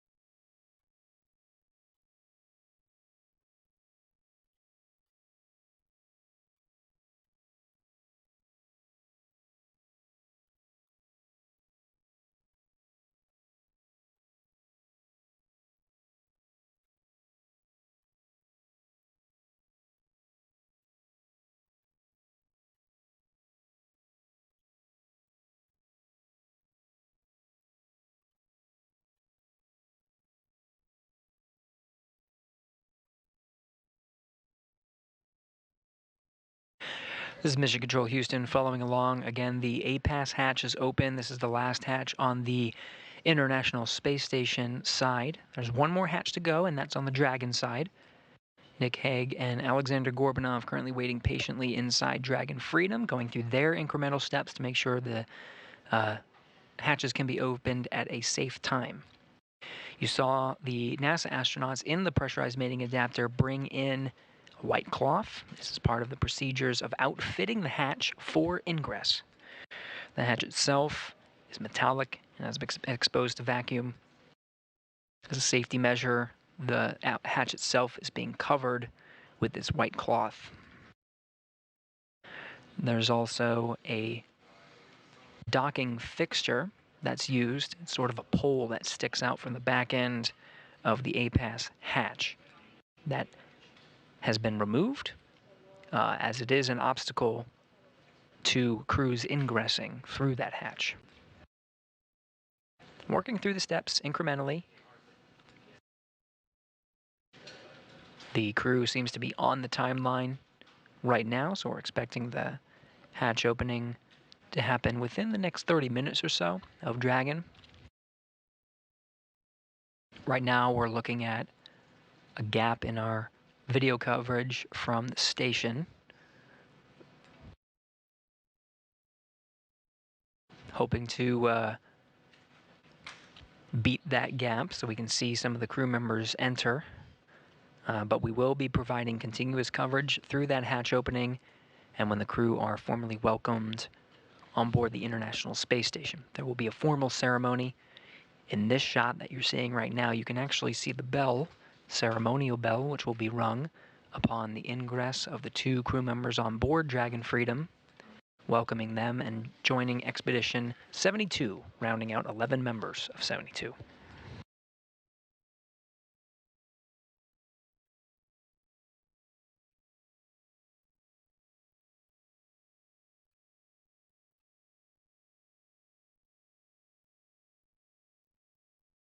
Three-box view that you're seeing from inside the station on the bottom right, inside Dragon, bottom left.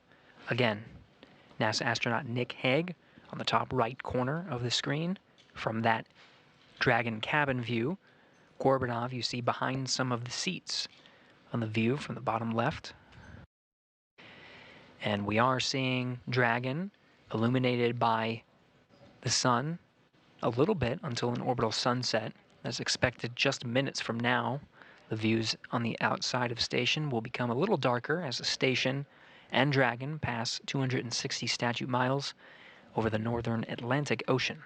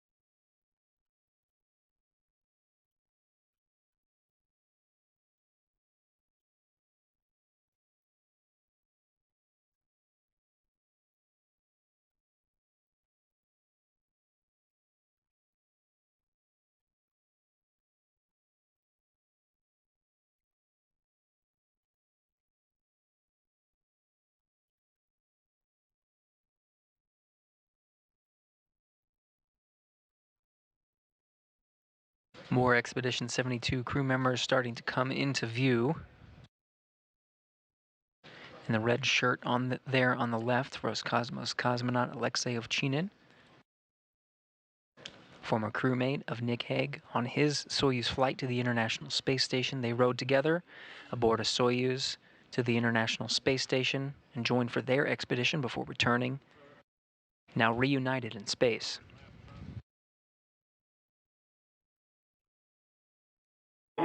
Station on the big loop. Step 4.8 is complete. Step 4.9 station is ready for Dragon hatch equalization.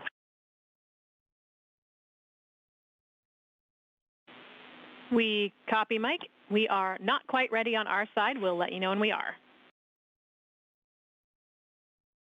Holding at 4.9. Mike Barrett relaying that the crew is ready for hatch equalization, doing a few things on the ground. SpaceX Freedom on the big loop. Crew's holding in 4.9. So we're ready for the hatch to come open.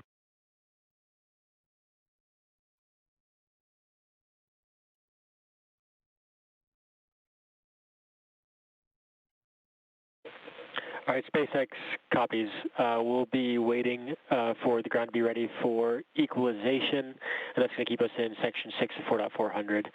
You'll see us take commands and the state change in step 6.2 when we're ready to go.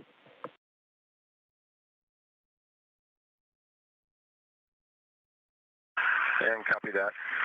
And just a question on estimate on how long that'll take. We're coming up on our hour of drying time.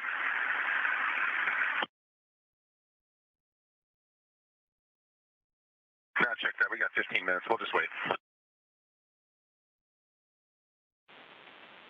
Copy. Yeah, we're still a few minutes away from stepping into equalization, and we're tracking about just over 14 minutes left in dry time. We'll see if those deconflict, but we won't let the suit drying stop us from proceeding if we're already ready to step into that.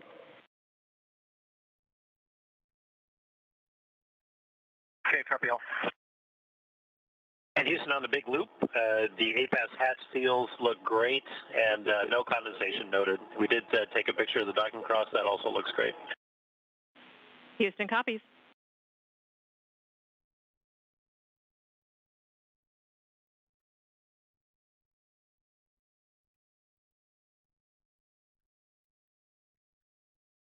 Crew aboard station and Freedom eager to open up that hatch. Just need to make sure everything's set on the ground. Teams are carefully analyzing all the data to make sure they are ready for that hatch equalization.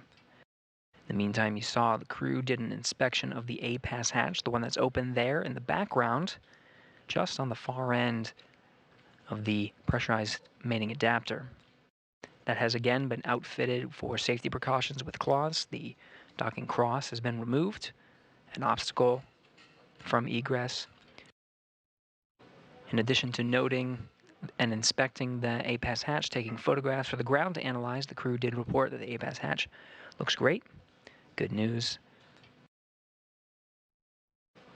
And allows for the teams to continue towards an on-time opening of the hatch and welcoming of the crew aboard the International Space Station.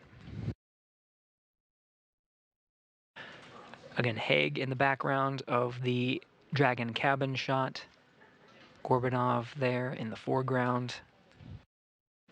Aboard in Node 2, International Space Station on the right, NASA astronaut Don Pettit, part of the Soyuz crew that recently arrived aboard the International Space Station, commanded by Alexei Ovchinin.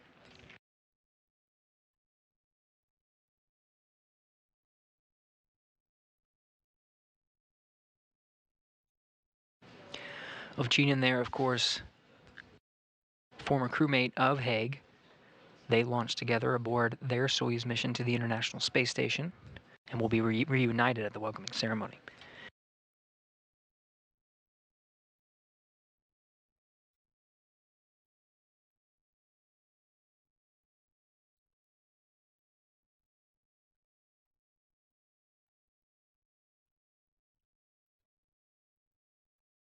Hague and Ovchinin did, of course, have an abort after the launch of their Soyuz MS-10 mission. But both of them did get to go up and join the crews of Expedition 59 and 60, launching successfully aboard Soyuz MS-12 and completing their expedition aboard the International Space Station and safely returning to Earth.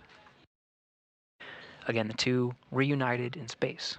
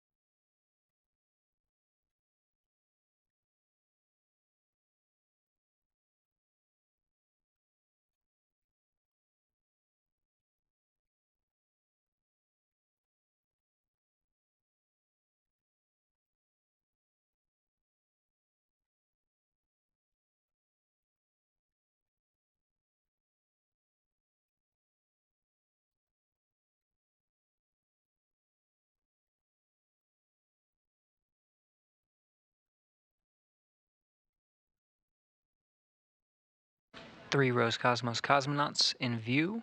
On this view on the right, who recently came through the pressurized mating adapter, was Ivan Wagner Alexei Ovchinin, now making his way through pressurized mating adapter. Aleksandr Gorbunov currently taking the frame in the black shirt. All Expedition 72 crew members will be present when Nick Hague and Aleksandr Gorbunov ingress the International Space Station. It's part of a formal welcoming ceremony. We'll continue our coverage until the crew and the ground teams have an opportunity to provide remarks during that ceremony. Right now, again, the Node 2 hatch in the foreground of this view, as well as the APAS hatch, both on the International Space Station side that's in the background, much further into the pressurized mating adapter. Both of them are open.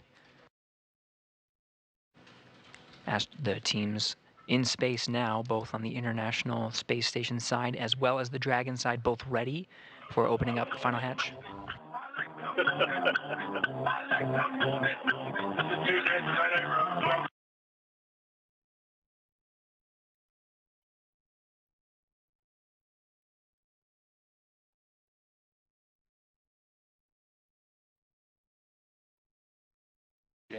So again, the astronauts in space are ready to go, just waiting for those ground teams and finding ways to pass the time. Station and Dragon Houston on the big loop. Stand by for equalization. We're expecting it to take 3 to 4 minutes.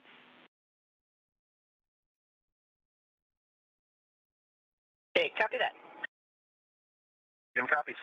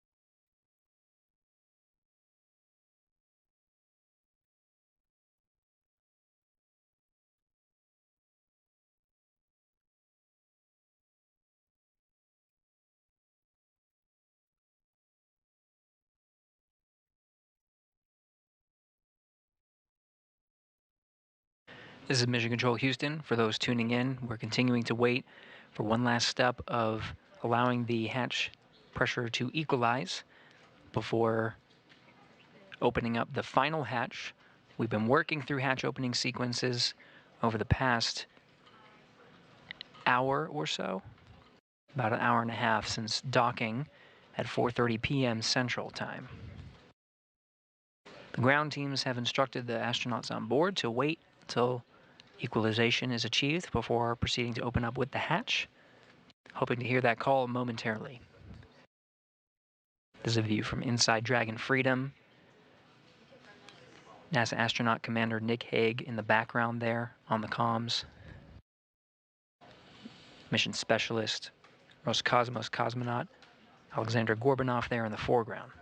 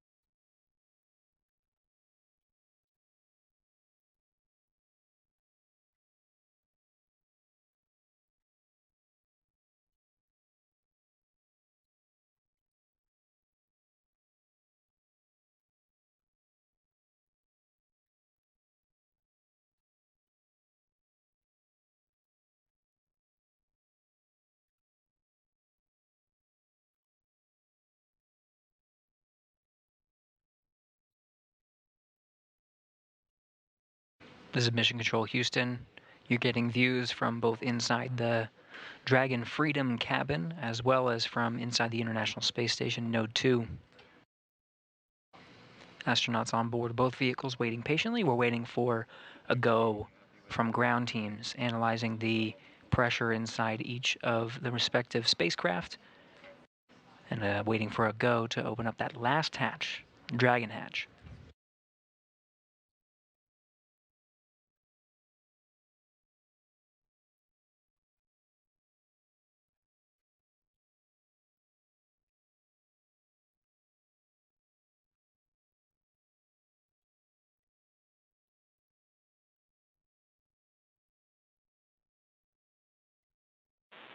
Freedom, SpaceX for suit dry.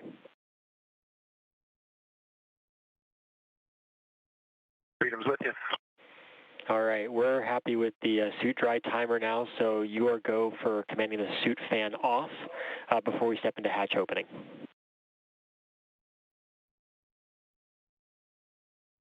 Okay, copy that. We'll turn off the suit fan.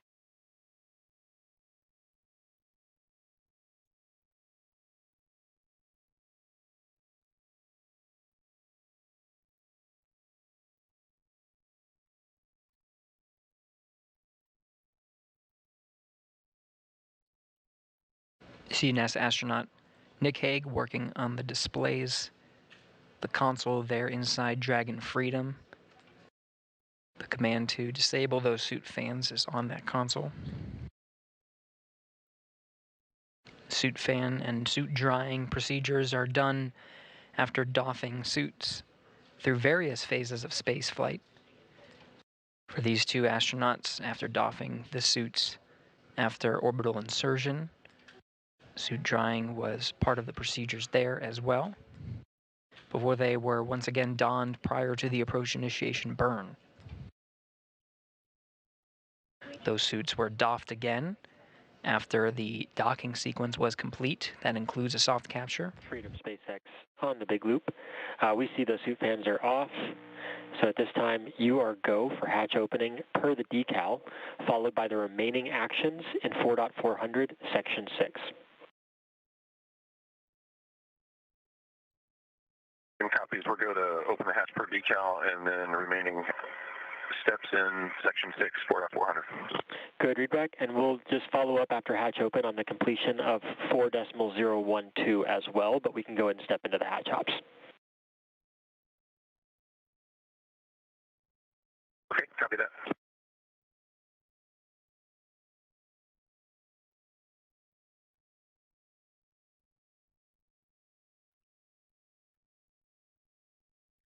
With that from the SpaceX Mission Control teams in Hawthorne, California, relaying that the suit fan command has been successfully initiated and they are go to open up the hatch.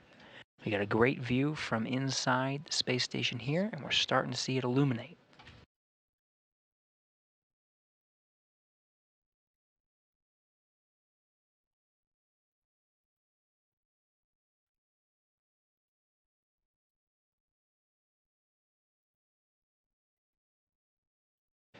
And now, with that, we confirm Dragon hatch is open. 6:04 p.m. Central.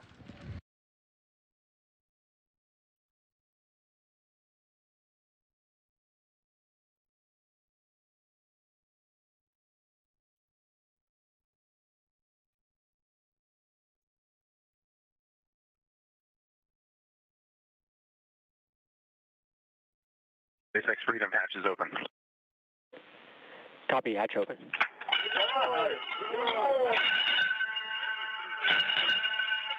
Freedom arriving. The bell has been rung. Aleksandr Gorbunov, the first through of Crew-9, being welcomed by Expedition 72. Next up is Crew-9 Commander Nick Hague. Crew-9 now aboard the International Space Station and joining Expedition 72.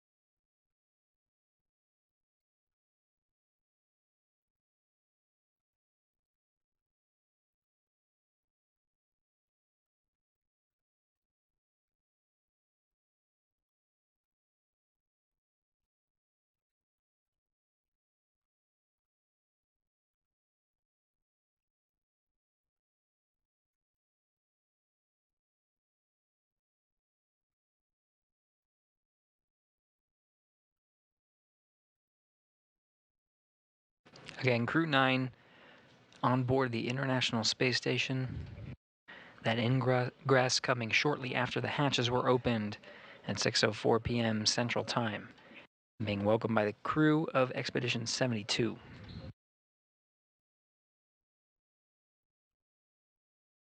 We're going to continue our coverage here.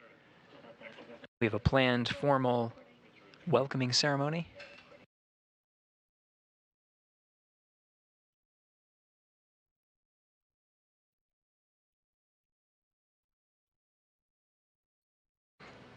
However, we are coming up on an expected gap in our video communications from the International Space Station.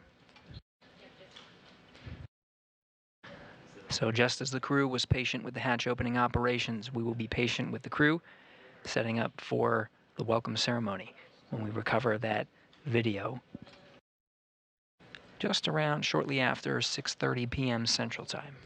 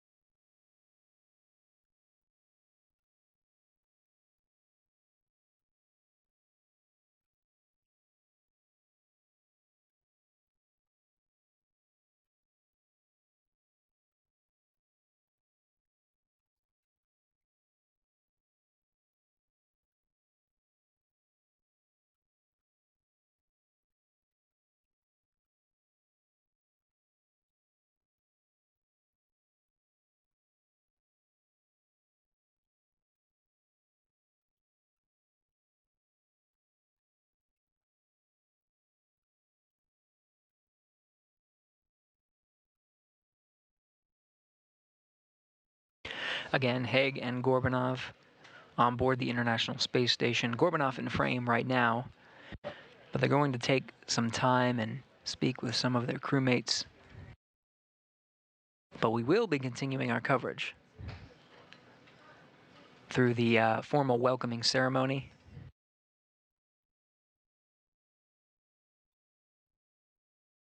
There is an expected gap in our video communication from the International Space Station. So we'll continue our coverage until that video is regained. Begin our coverage of the welcome ceremony shortly after we regain that coverage, expected just around 6:30 p.m. It'll take some time for the crew to get set up and in position. We'll do a couple of technical checks and be right on our way. But in the meantime, stay tuned for the formal welcoming ceremony of Crew-9 to join Expedition 72.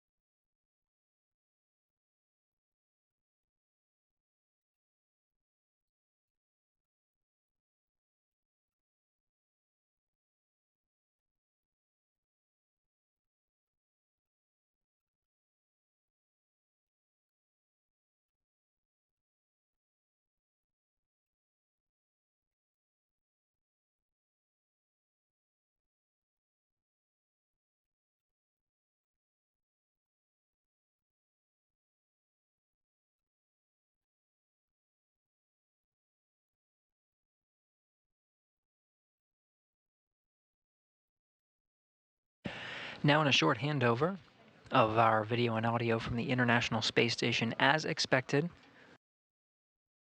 This was tracked before we initiated a go to proceed with the formal welcome ceremony. Wanted to make sure we got good views from inside.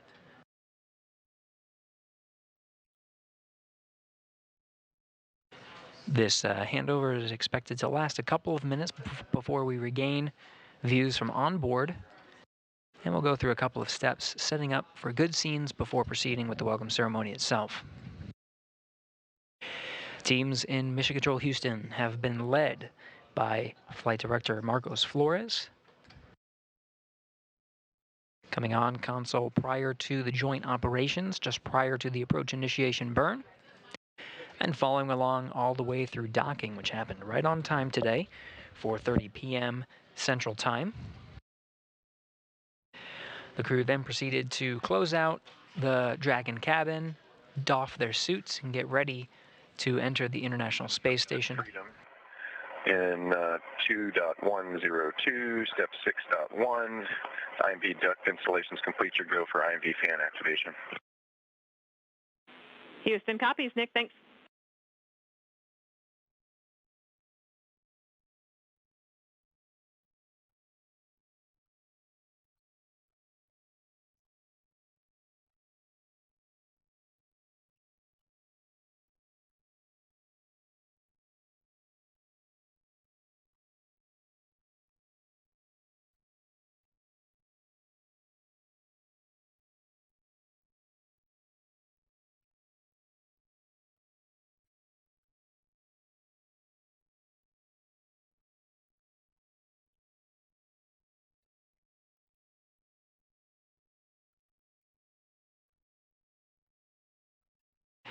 Getting views from on board the station now, before the formal welcome ceremony, just getting a head start on some of the procedures.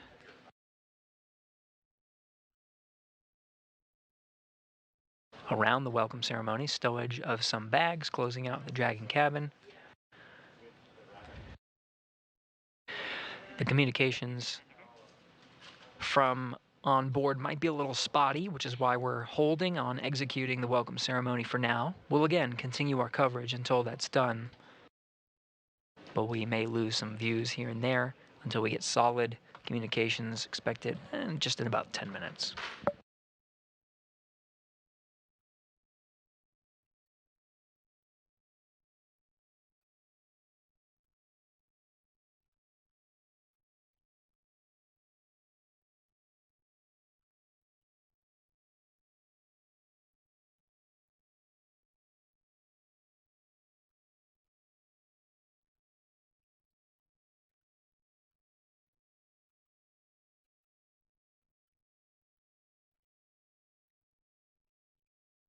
Assuming it's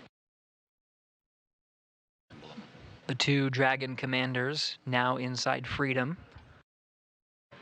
Commander Nick Hague inside the Dragon that he just took to the International Space Station with Mission Specialist Aleksandr Gorbunov as part of Crew-9. Matt Dominic, the commander of Crew-8. Today begins a 1-week-long handover period to set Crew-9 up for success as they join Expedition 72 and continue a long-duration stay aboard station of science and discovery. NASA astronaut Matt Dominic, commander of Crew-8, will wrap up his stay aboard the International Space Station and as part of Expedition 72. And he, along with his Crew-8 cadre, including Mike Barrett, Jeanette Epps, and Aleksandr Gorbunov, will take their SpaceX Dragon back to Earth, splashing down off the coast of Florida. That Dragon is Dragon Endeavour, currently docked to the zenith side, or the space-facing side of the International Space Station. As expected, communications are a bit spotty. We're losing video incrementally from the International Space Station. Should be a little bit more steady about 10 minutes from now, maybe less than 10 minutes. Again, this is a live view from the International Space Station flight control room. Teams here have been overseeing Dragon's approach and docking. SpaceX Freedom, I was just looking for a go to get into location 23 and cover up my LIO before the timer expires.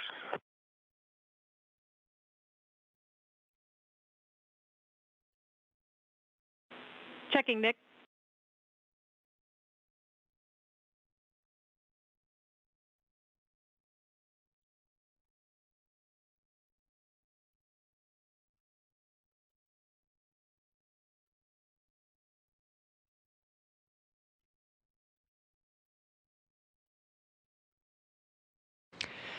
Teams in this room, again, as part of Orbit 3, the shifts in this room are 24/7.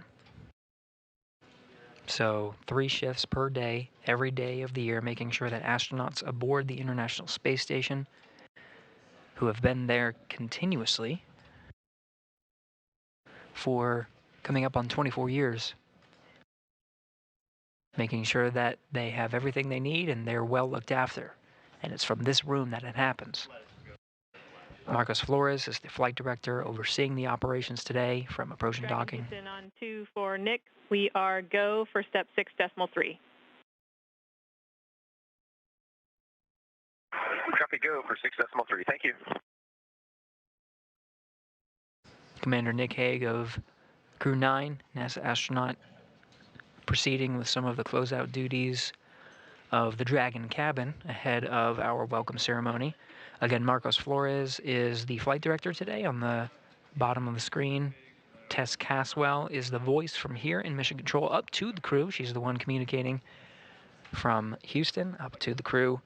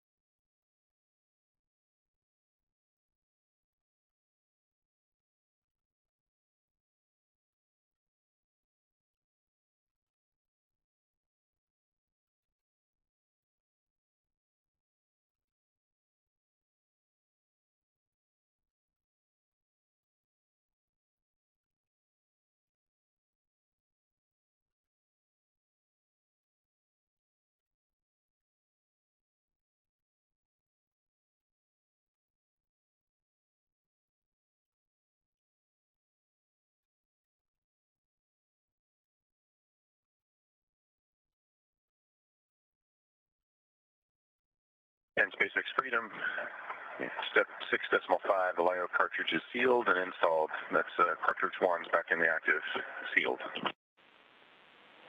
All right, Nick, SpaceX copies. LIO 1 is back in the active slot, but is sealed.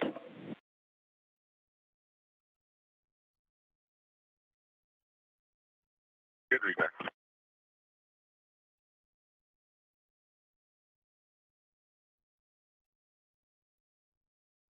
We're hearing conversations about the LiO cartridges. These are lithium hydroxide cartridges that provide scrubbing of carbon dioxide from the atmosphere. Station Houston, on to any available crew for PAO scene setup.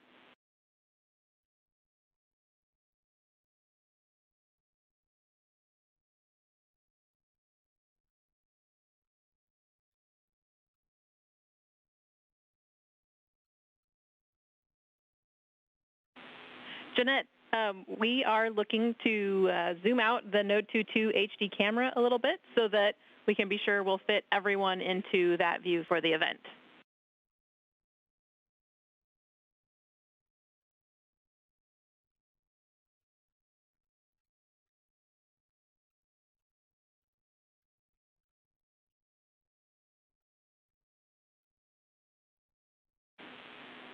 We will take you up on that, Jeanette.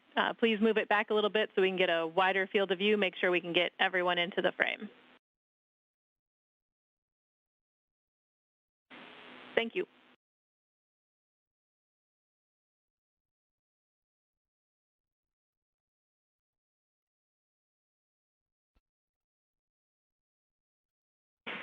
Thanks, Sunny. We copy.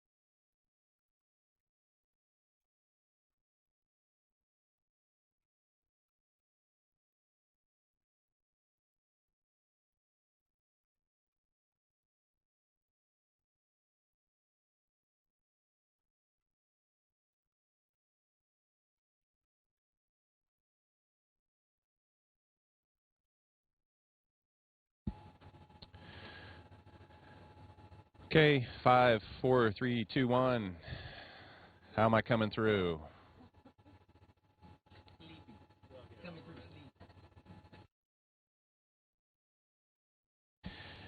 Probably still need me to talk longer so you can see if we got sync. Oh, I knew. 10, 9, 8, 7, 6, 5, 4, 3, 2, 1. Hello to all my friends in the PAO office.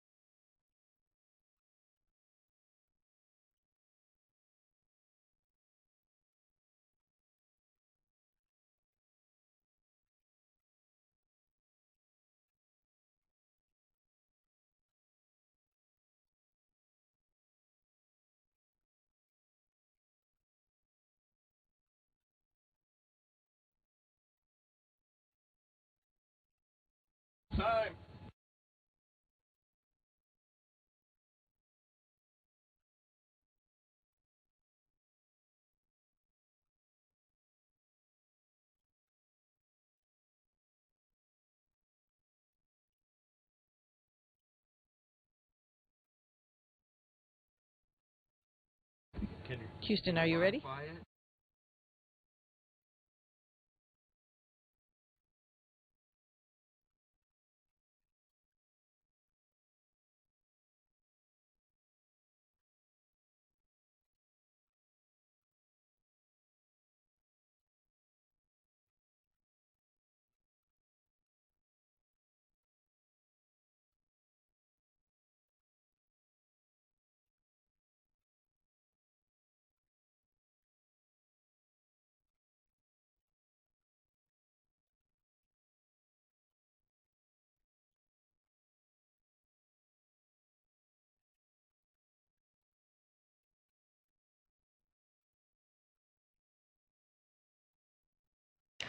This is Mission Control Houston. Crew is standing by to begin the welcome ceremony, just configuring a few technical things on the ground to enable all crew members and on each of the control rooms to be able to hear the welcome ceremony.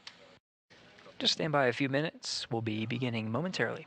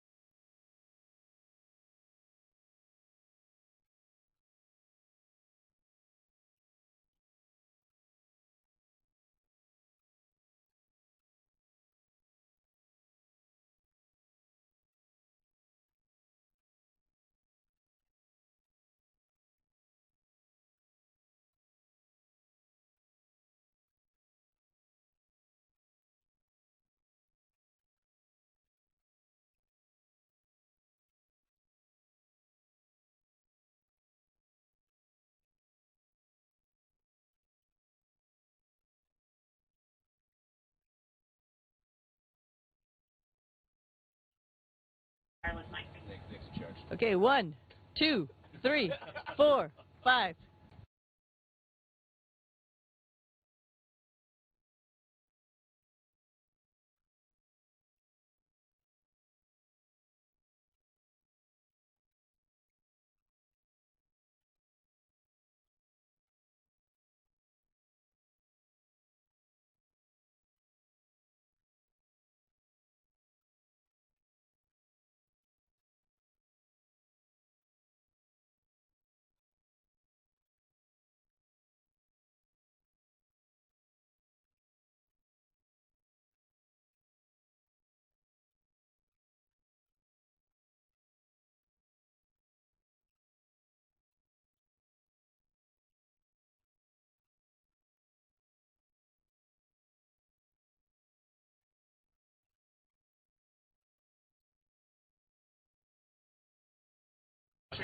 All I heard was Очень хорошо.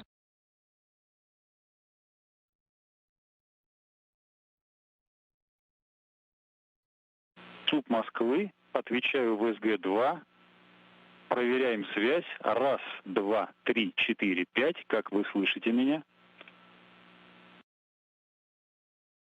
Отлично.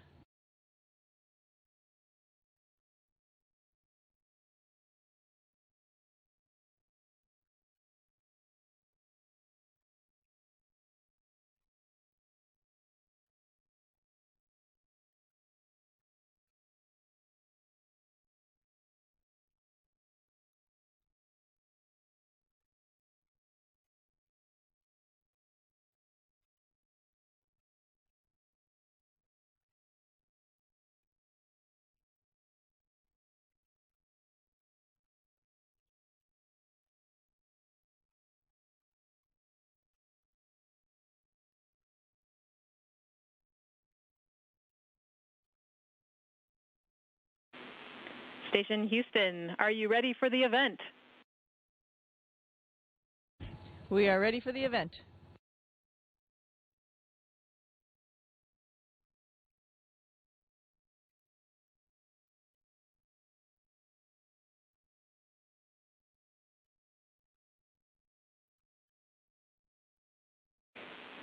Station Houston, we are ready as well. Over to you to welcome the new members of the crew.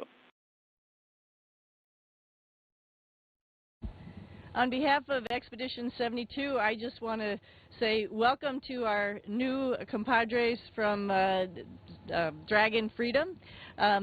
Alex, welcome to the International Space Station. And Nick, welcome back home to the International Space Station. It's great to be here with bringing the 72 back up to 11.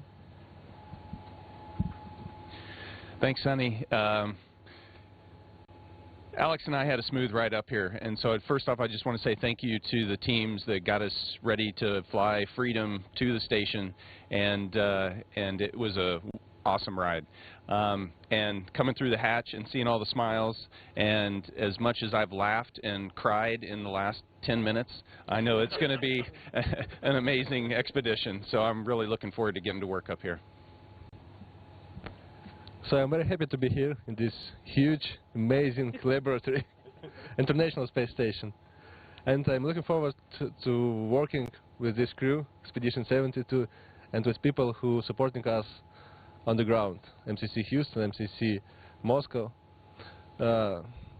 Также хотел поблагодарить НАСА вместе со SpaceX и Roscosmos, которые продолжают сотрудничать по программе МКС, продвигают науку, эксперименты космические вперед. И хотел поблагодарить всех родных и близких за то, что меня поддерживали в этом путешествии, которое только начинается. Завтра первый рабочий день. Начнем работать. Спасибо.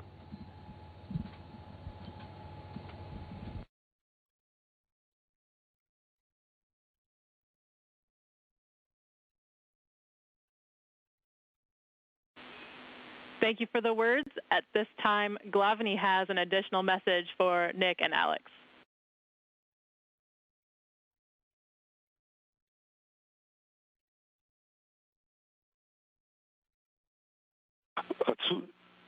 ЦУП Москвы на связи. Я надеюсь, вы меня сейчас хорошо слышите. Я приветствую всех.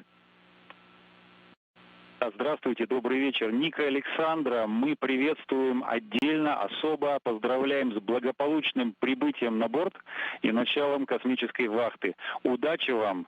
Долгим разговором сейчас утомлять не буду, потому что, понимаю, насыщенный день, вы устали. Благодарю за внимание. Удачи, удачи, еще раз удачи от всех нас. Мы на связи и готовы вам помочь всегда.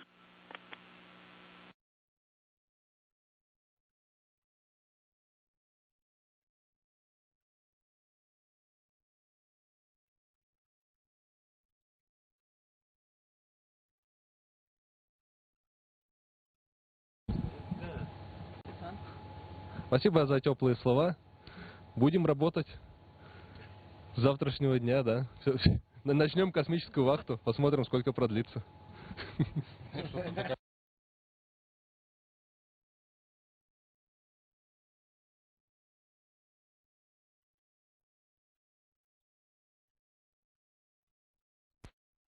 And with that, thank you to all participants.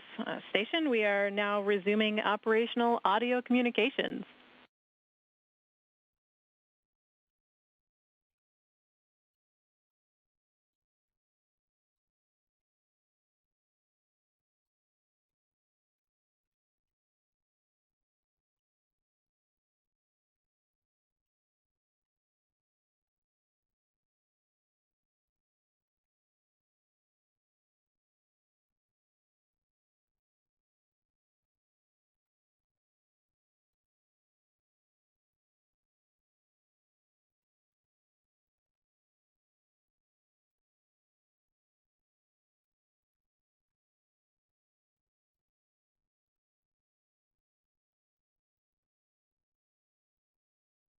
Crew-9 now formally joining Expedition 72, 11 crew members aboard the International Space Station and beginning their one-week-long handover. Looking forward to next week, no earlier than October 7th, as the opportunity for Crew-8 to undock. We'll be tracking weather to make sure everything is good for the crew to return, but it'll be a week of 11 crew members on board. After launching yesterday from Slick 40 for the first time, humans launching from that pad over in Cape Canaveral Space Force Station in Florida at 1:17 p.m. Eastern Time, 12:17 p.m. Central. The crew made a 28-hour transit to the International Space Station and docked right on time, 4:30 p.m. Central Time. Over the next hour and a half, the crew incrementally pressurized the vestibule, opened up the hatches, and closed out their respective areas to be welcomed after hatch opening at 6:04 p.m. Central Time. Crew 8 Commander Nick Hague, as well as Crew 9 Commander Nick Hague, as well as Crew 9 Mission Specialist Aleksandr Gorbunov, entered the International Space Station and were welcomed by the Expedition 72 crew, and we just witnessed the formal welcome ceremony. After the welcome ceremony, that concludes our coverage of Crew 9's journey to the International Space Station, and they now begin a long-duration journey aboard for science and discovery. With that, that wraps up our coverage. This is Mission Control, Houston.